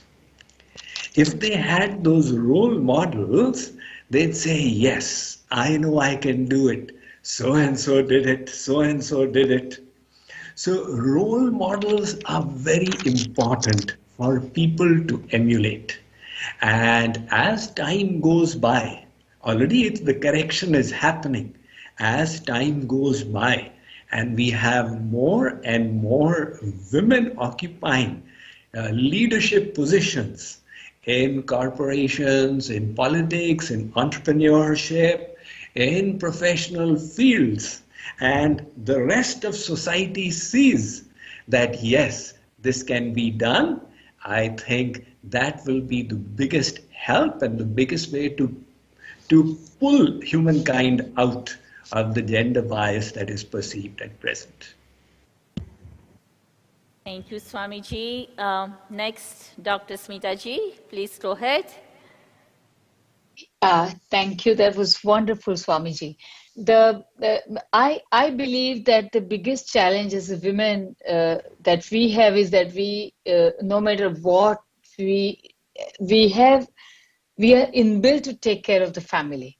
So even if you do business, like I am running the whole business, and when my son was born, I thought that I will not work, but that didn't happen because I loved what I did.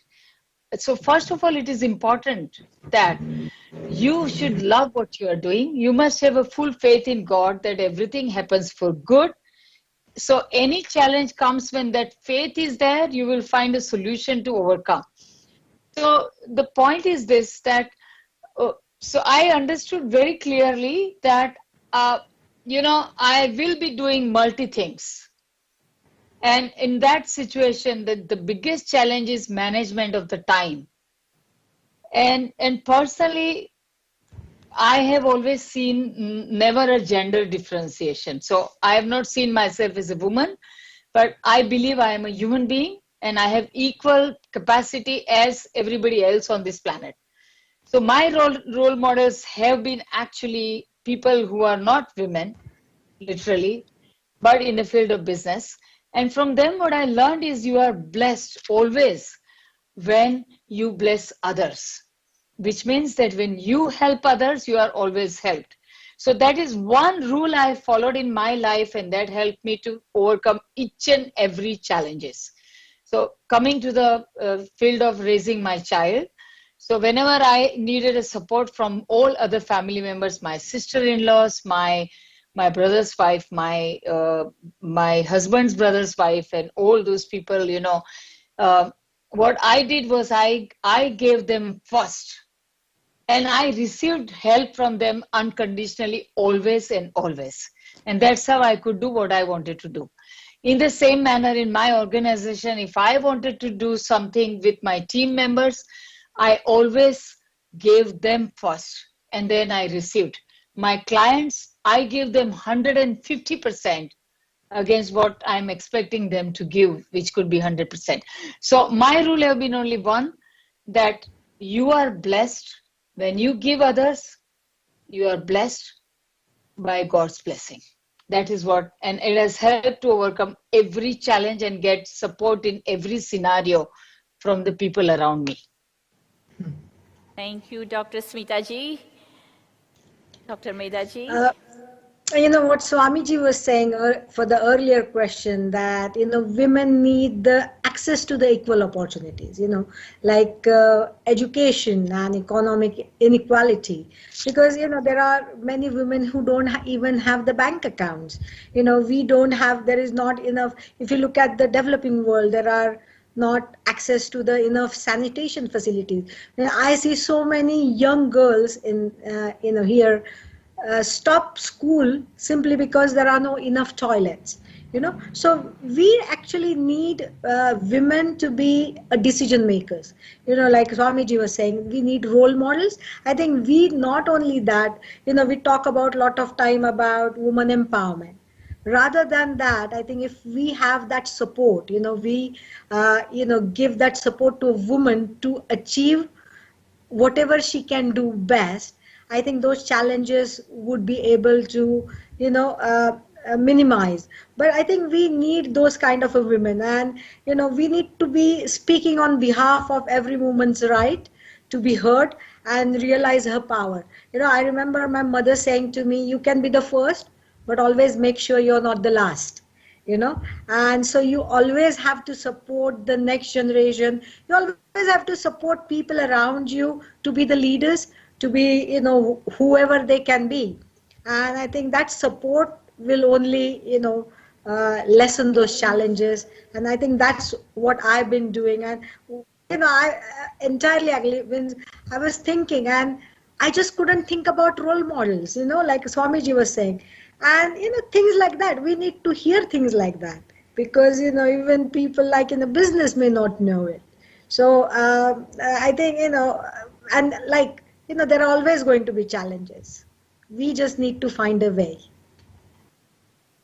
Thank you all for sharing that. And Swamiji, I personally like the advice you are giving, having a woman role model. I think, of course, we can have men also, we can have many role models, but having a woman role model, it really helps many times because there are different dynamics and challenges and emotions that you are dealing with in circumstances. So learning from those who have done it successfully, it helps. So thank you so much for sharing that beautifully.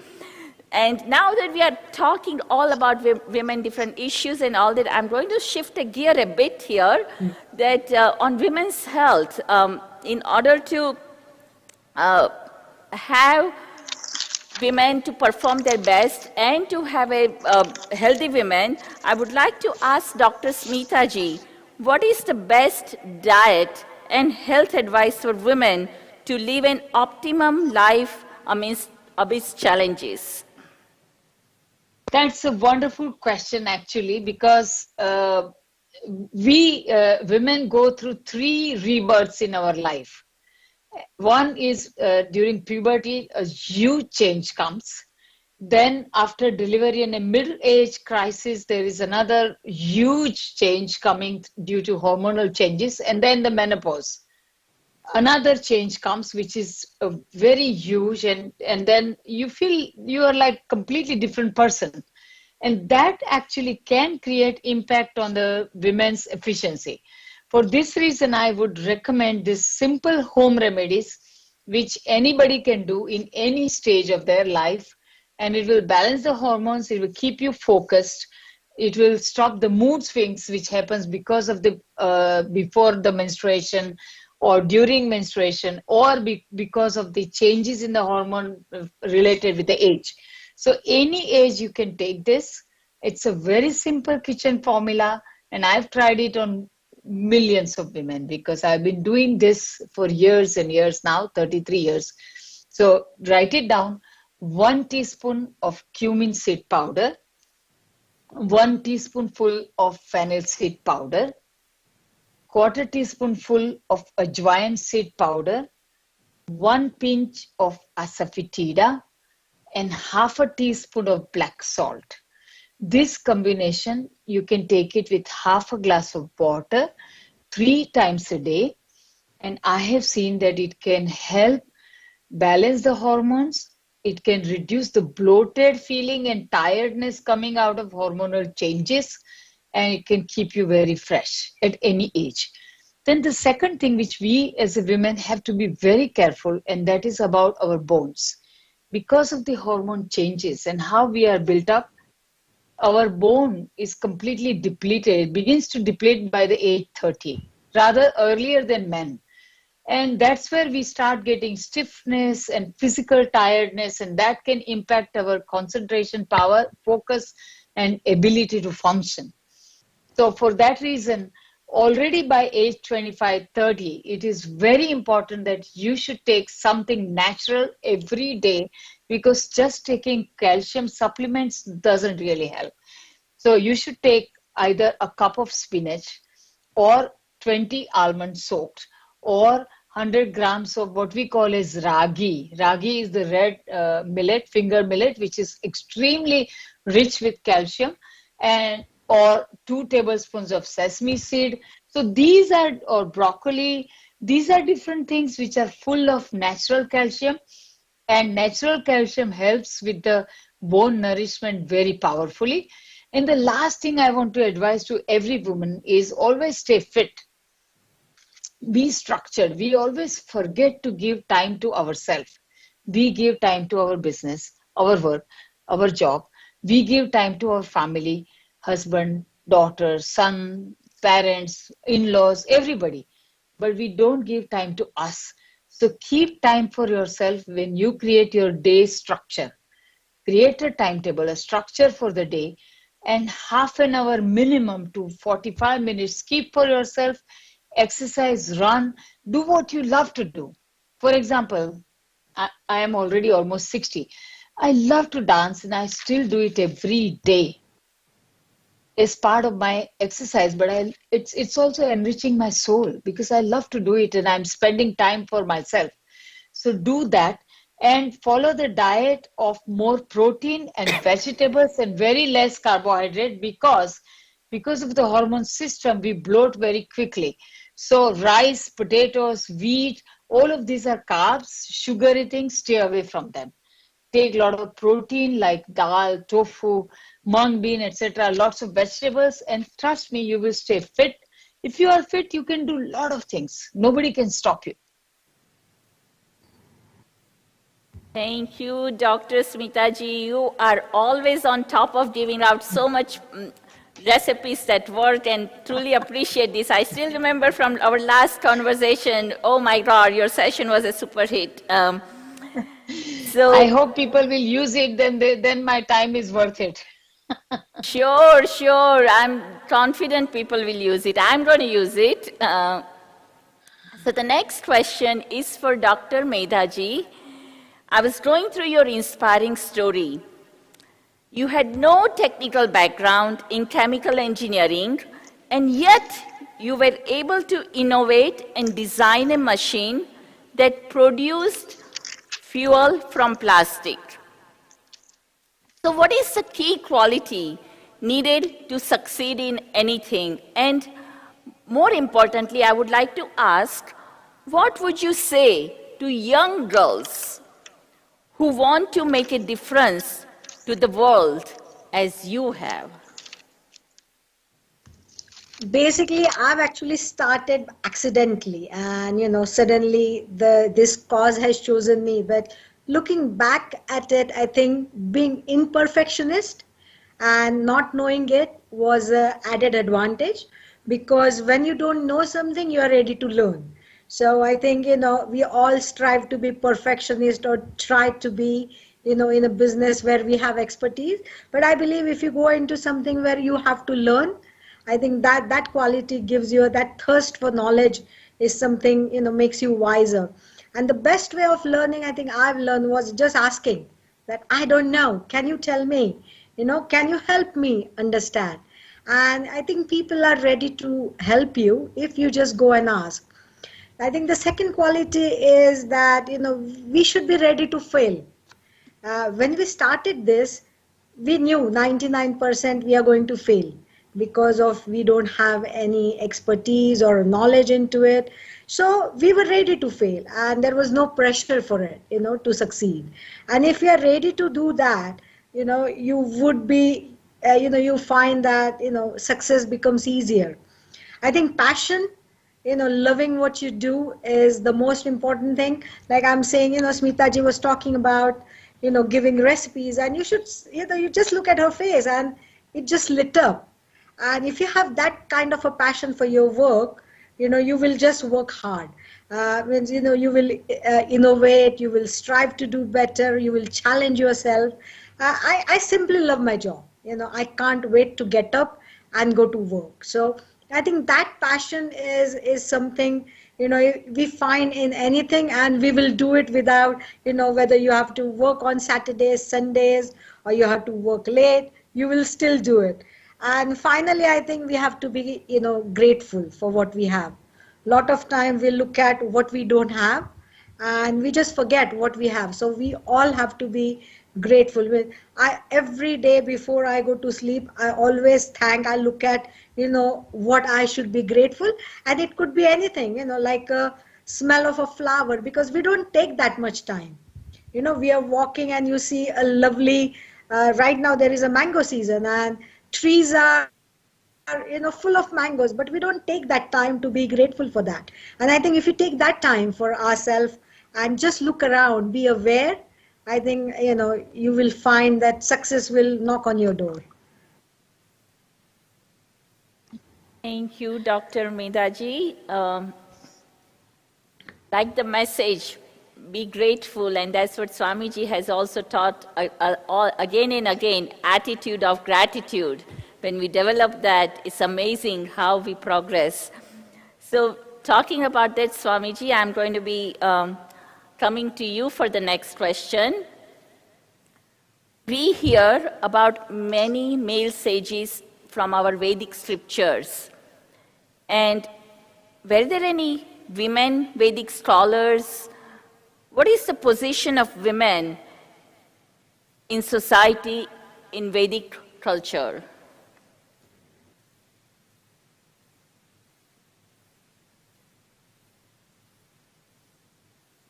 Swamiji, your audio is not coming. Just 1 minute. You are on mute? Yes. So, when people talk of the Vedic culture and the rishis from that age, in today's world, they tend to forget that there were also rishikas, there were brahmavadinis, and there were so many of them mentioned in our Upanishads.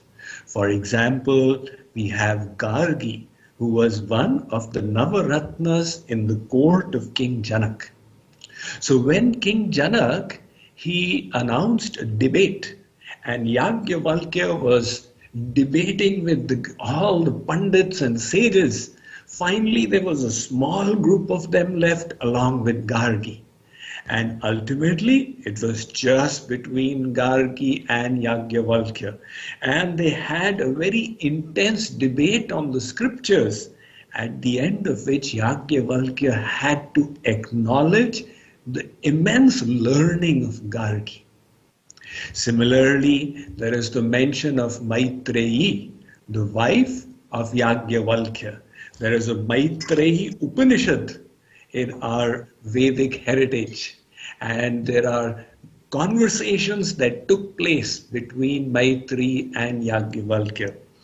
In fact, the king of the celestial gods, Indra, he himself received initiation into Vedic knowledge from his mother Aditi.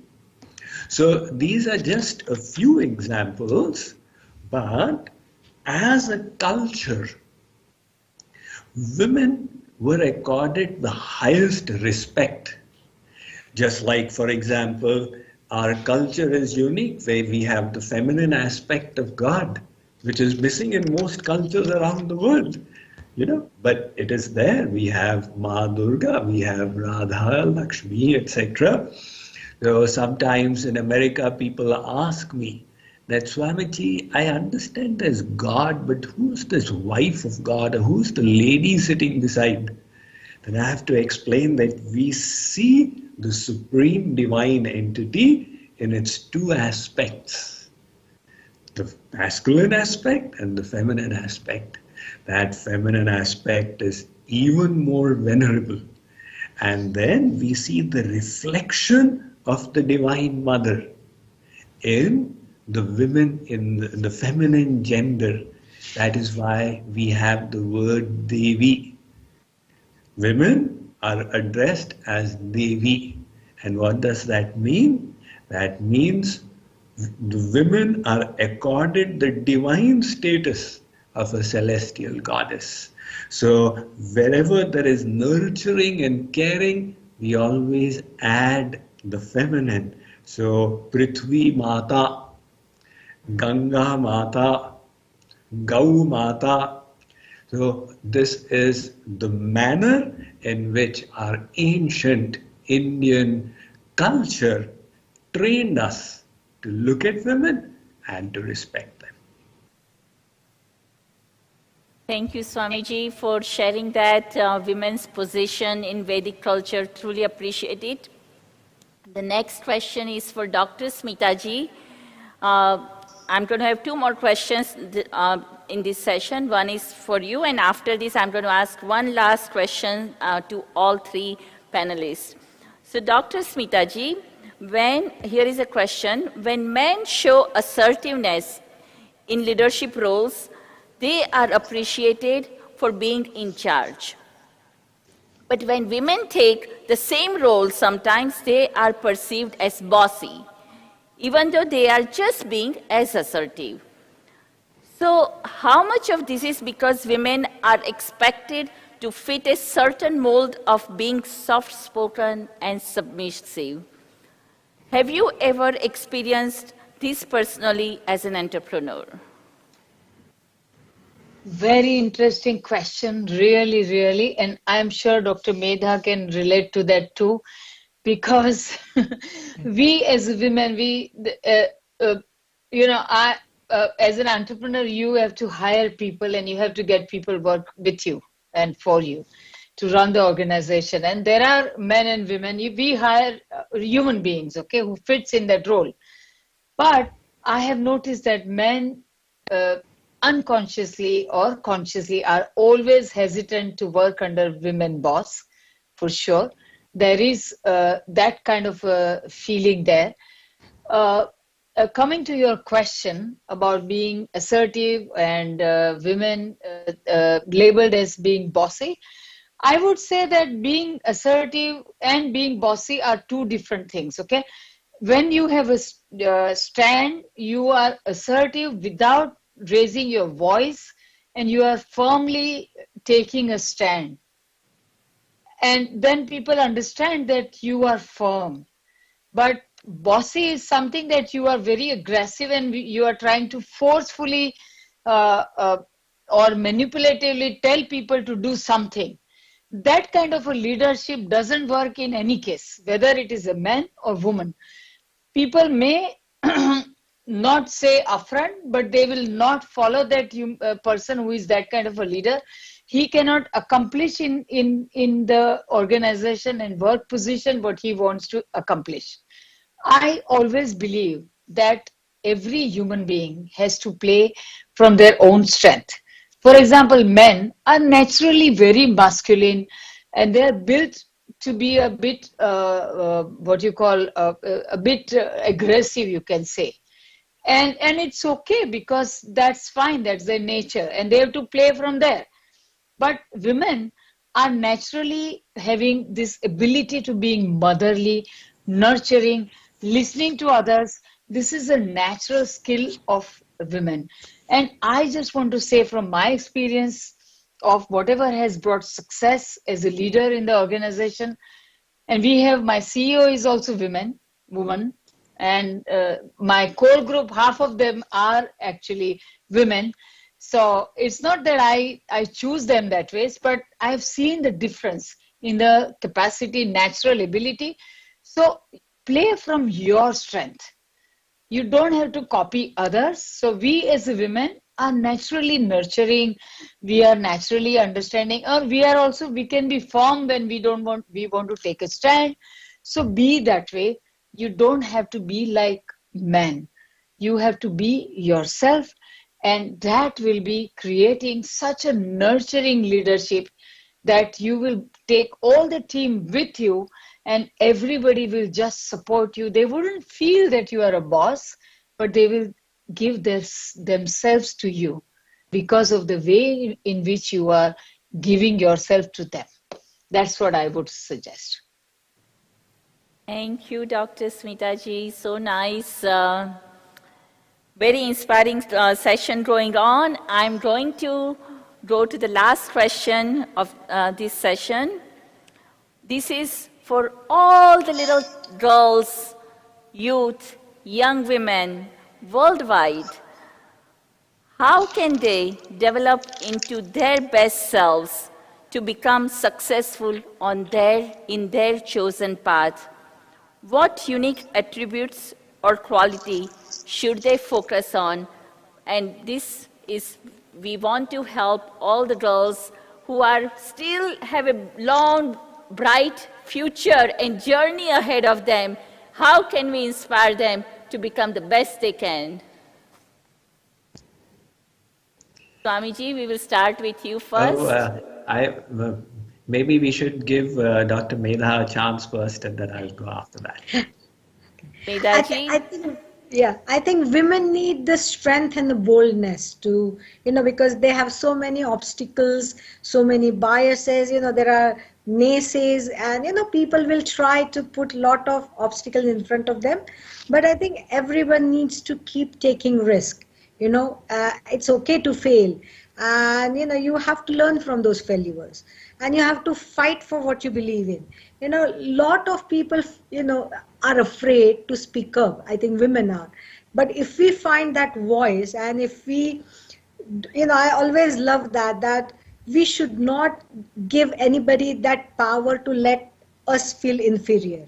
It's, we tell people that, okay, I am okay with the way you are treating me. So if we hold our ground and ask for whatever we want. Unfortunately, what I've seen with many women around me is women are afraid to ask. They will afraid to ask for help. They are afraid to ask for what they want. Especially also when they are negotiating, they will always think, I don't want to do this. So I think women should be able to ask for the help rather than it's getting offered to them. And I think finally we should be able to say no, without feeling guilty. A lot of time when we say no, I think we give a lot of excuses, and we give a lot of, things like that. But if we just say no, because no, I don't want to do it. And I think, things like that makes us internally more stronger. I think we need to be those strong. I think women are strong anyway, but I think they just need that ignition. So to tell them that, and for that, I think that internal dialogue has to be there. We have to find time for ourselves. Like Smita ji was saying, that we need to have that, we need to talk to ourselves. I think there is so much noise around the world, we come back, there are phones, mobiles, TV, and we somehow are not connected to us. We stop talking to us.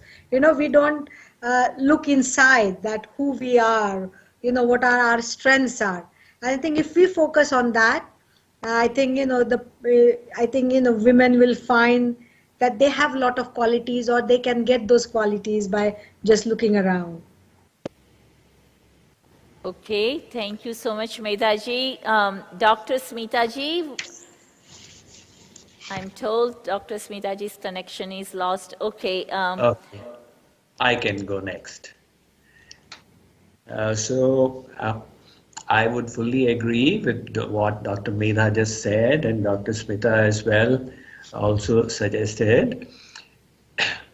Women in the patriarchal societies that are existing practically around the world, they are trained from childhood to be the caregivers, and they are trained to make sacrifices, to serve, etc. But what they need to do is to invest more in their own selves. An average Indian housewife, almost their psychology is such that they literally feel guilty if they are taking out time for themselves or investing in themselves, because it has been so ingrained, just serve, serve, serve, sacrifice, sacrifice, sacrifice. And just like if you want the saw to be more effective, you have to sharpen it every time it has been used. Similarly, for women to reach out and to manifest their God-given potential, they will have to invest time, energy, effort in themselves, which will include nurturing themselves spiritually, strengthening themselves emotionally, physically, financially, etc., and enhancing their own skills as well. So as was just mentioned, that they don't have to try and copy men. That is not the idea of freedom, that you become more like the men are. Instead, freedom means you become more of what you are good at. So nobody can be good at everything. And if women focus on their strengths, I think that is the best way to move ahead. In medieval India, there was a golden period which is mentioned in the kingdom of Malwa when Rani Ahilyabai Holkar, after the death of her husband and her son, she said, I will not lose my kingdom to the Britishers. And she took over the reins. For the next 30 years, she was the queen. And what did she do? Typical ladylike qualities. She built dharmshalas all over, not only in her kingdom, but all the way till Dwarka Dham, Badrikashram. She made hundreds of temples. She rebuilt the Kashi Vishwanath temple. She would take care of people in so many ways. So her natural instincts, she allowed them to unfold. Even as Dr. Smita Naram was saying, that to be a successful executive, you don't have to be bossy. In fact, slowly management theory is coming to the understanding that the best kind of leader or manager is the servant leader.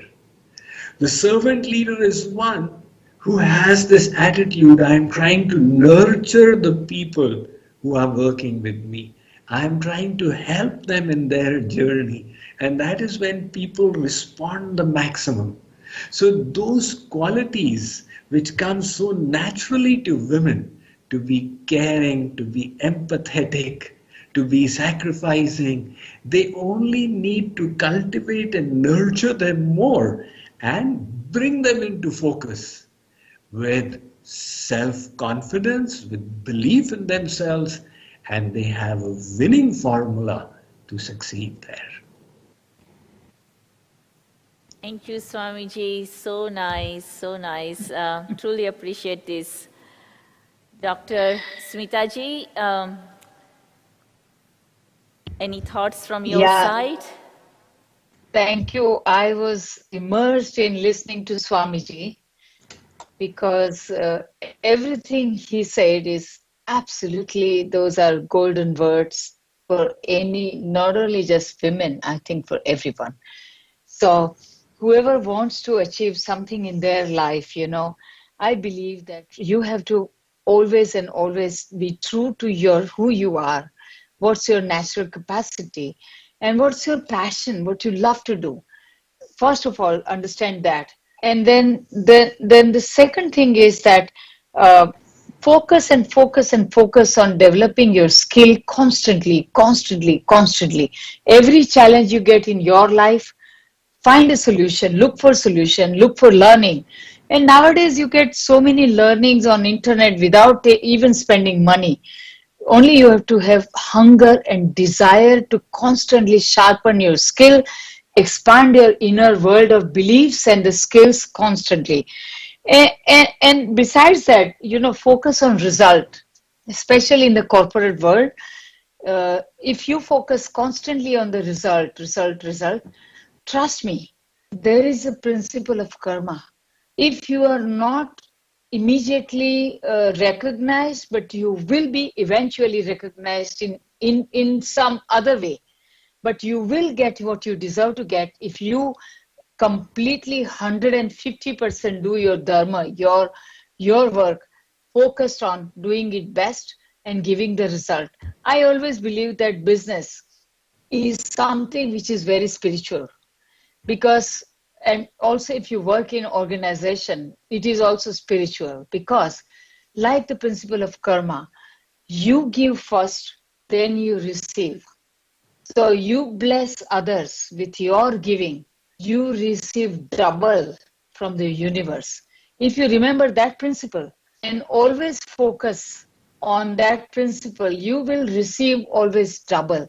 And it can come from anywhere. It may not come conditionally. It may come from somewhere else. And I only want to wrap up with 3 simple things, which is like Hindi words actually, but I'll explain. So first of all, irade neko. So for any young people, remember that you must have a good purpose of life. You must do something which will help somebody to solve their problem in their life. Unless you focus on doing something good, you cannot receive in the form of success, financial success. So first of all, irade nek, so your purpose has to be pure and helping, solving the problem. The second, irade pakke ho, which means determination. Never get shaken up by small challenges or failures. Consider failure as a learning. Learn and go forward. Don't get stuck. Why did I fail? I am not good for anything. Don't get stuck there. Consider yourself as somebody who can go forward and take any challenge. Determination. So in our irade pakke, which means never get shaken up. And last, if these two are there, irade sache ho, which means you will achieve your dream. If not today, tomorrow. Stay with your dreams. You will achieve. You will be blessed with your success. That is what I want to say. Thank you, Smitaji. Very nice concluding your perspective on how to be successful and giving that recipe on irade, making your thoughts firm and pure. So with that, we are coming to an end to our session. It has been such a beneficial and inspiring session. So many various aspects of women's problems and challenges were shared. We discussed also how to inspire and progress in our lives. I want to thank each and every one of you from bottom of my heart for joining this session and making time from your extremely busy schedule to support this cause. Truly appreciate it. Thank you so much. Thank you. Namaskar. Namaste. So coming next, we will have closing remarks from Swamiji. So stay tuned.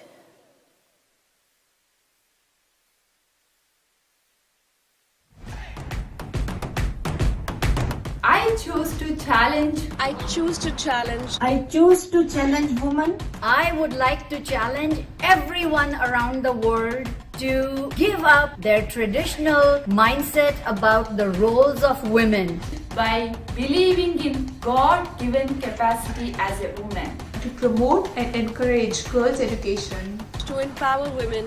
For their health, for the benefit of mind, body and soul. I would encourage the corporates to increase the participation of women in the workforce. So I challenge you to change your mindset and appreciate the women in your lives and everything that they do.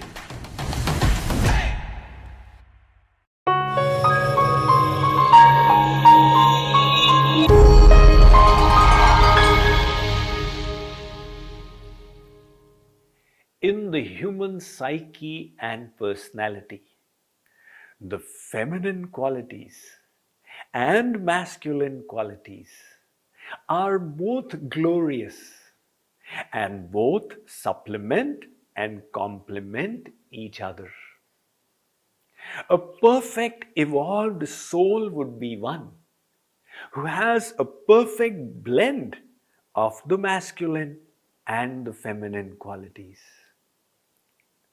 When the feminine qualities are ignored in individuals and in society at large, this leads to a very awful destructive imbalance.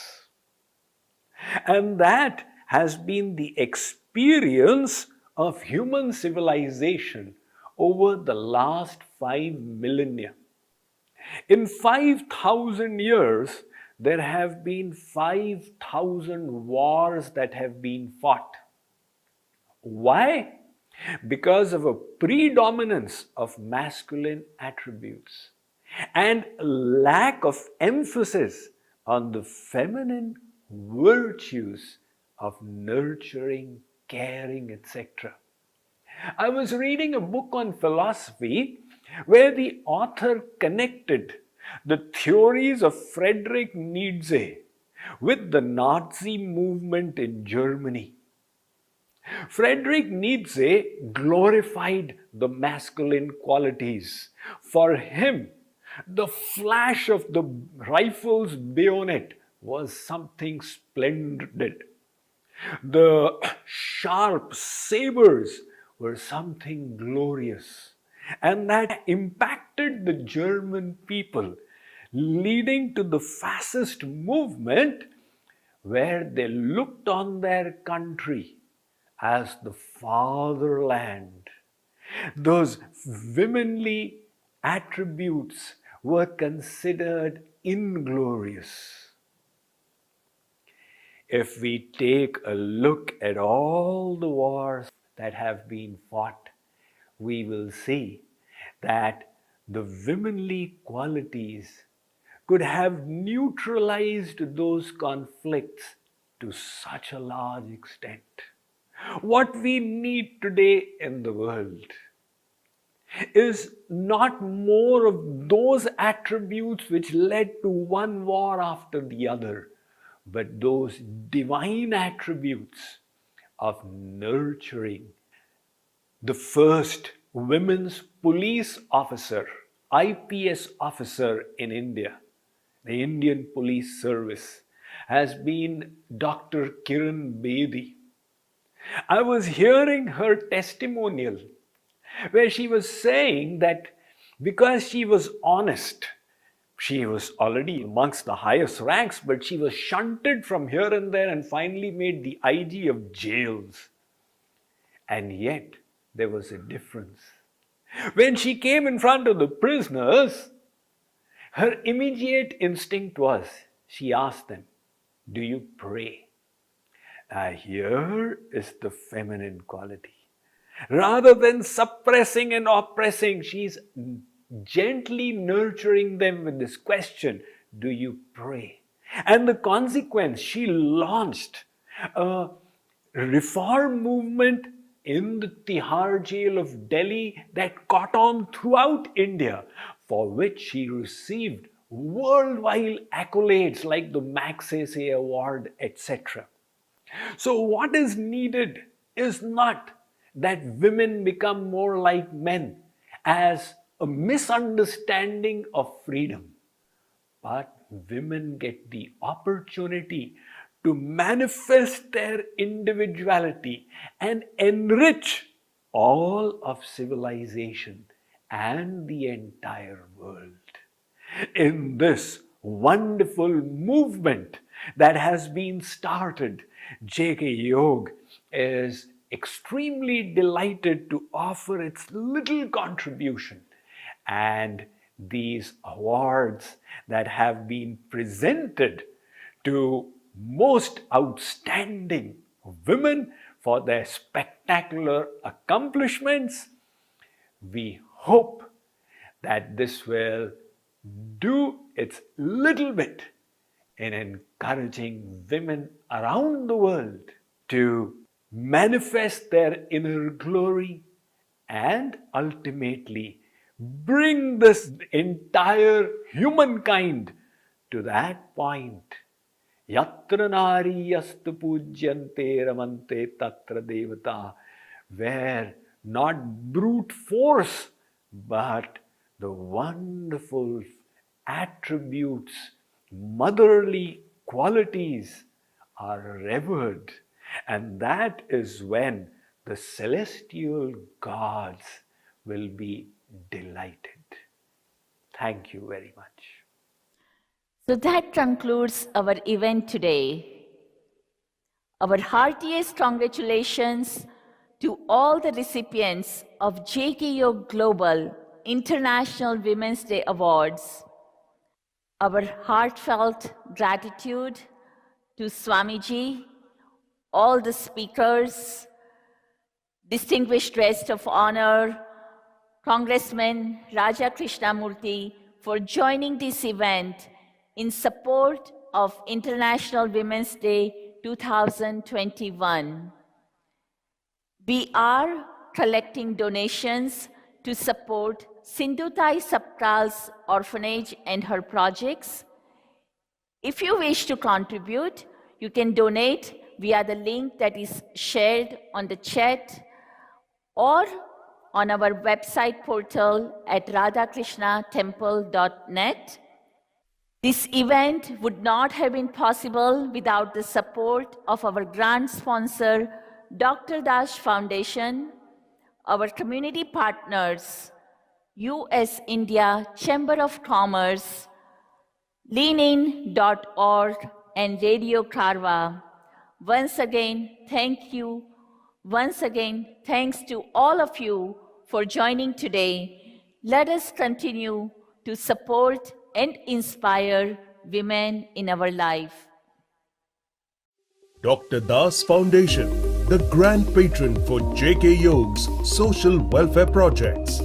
JKYog and Dr. Dash Foundation join hands for humanitarian projects in the areas of education, healthcare, and promotion of Indian culture. Dr. Dash Foundation is a non-profit organization that has been working since the last decade. It's the philanthropic and corporate social responsibility initiative by Dr. Sitakant Das, the founder and innovator of the probiotics industry worldwide. Dr. Das is the Chancellor and Chairman, Board of Governors of the upcoming Jagadguru Kripalu University in Odisha, India. Under his guidance, the Dr. Das Foundation has recently completed upgradation of the JKU Health and Wellness Clinic. It has also undertaken the establishment of a 400-bed hospital in a phase-wise manner. The Dr. Das Foundation is a patron of the Radha Krishna Temple of Dallas.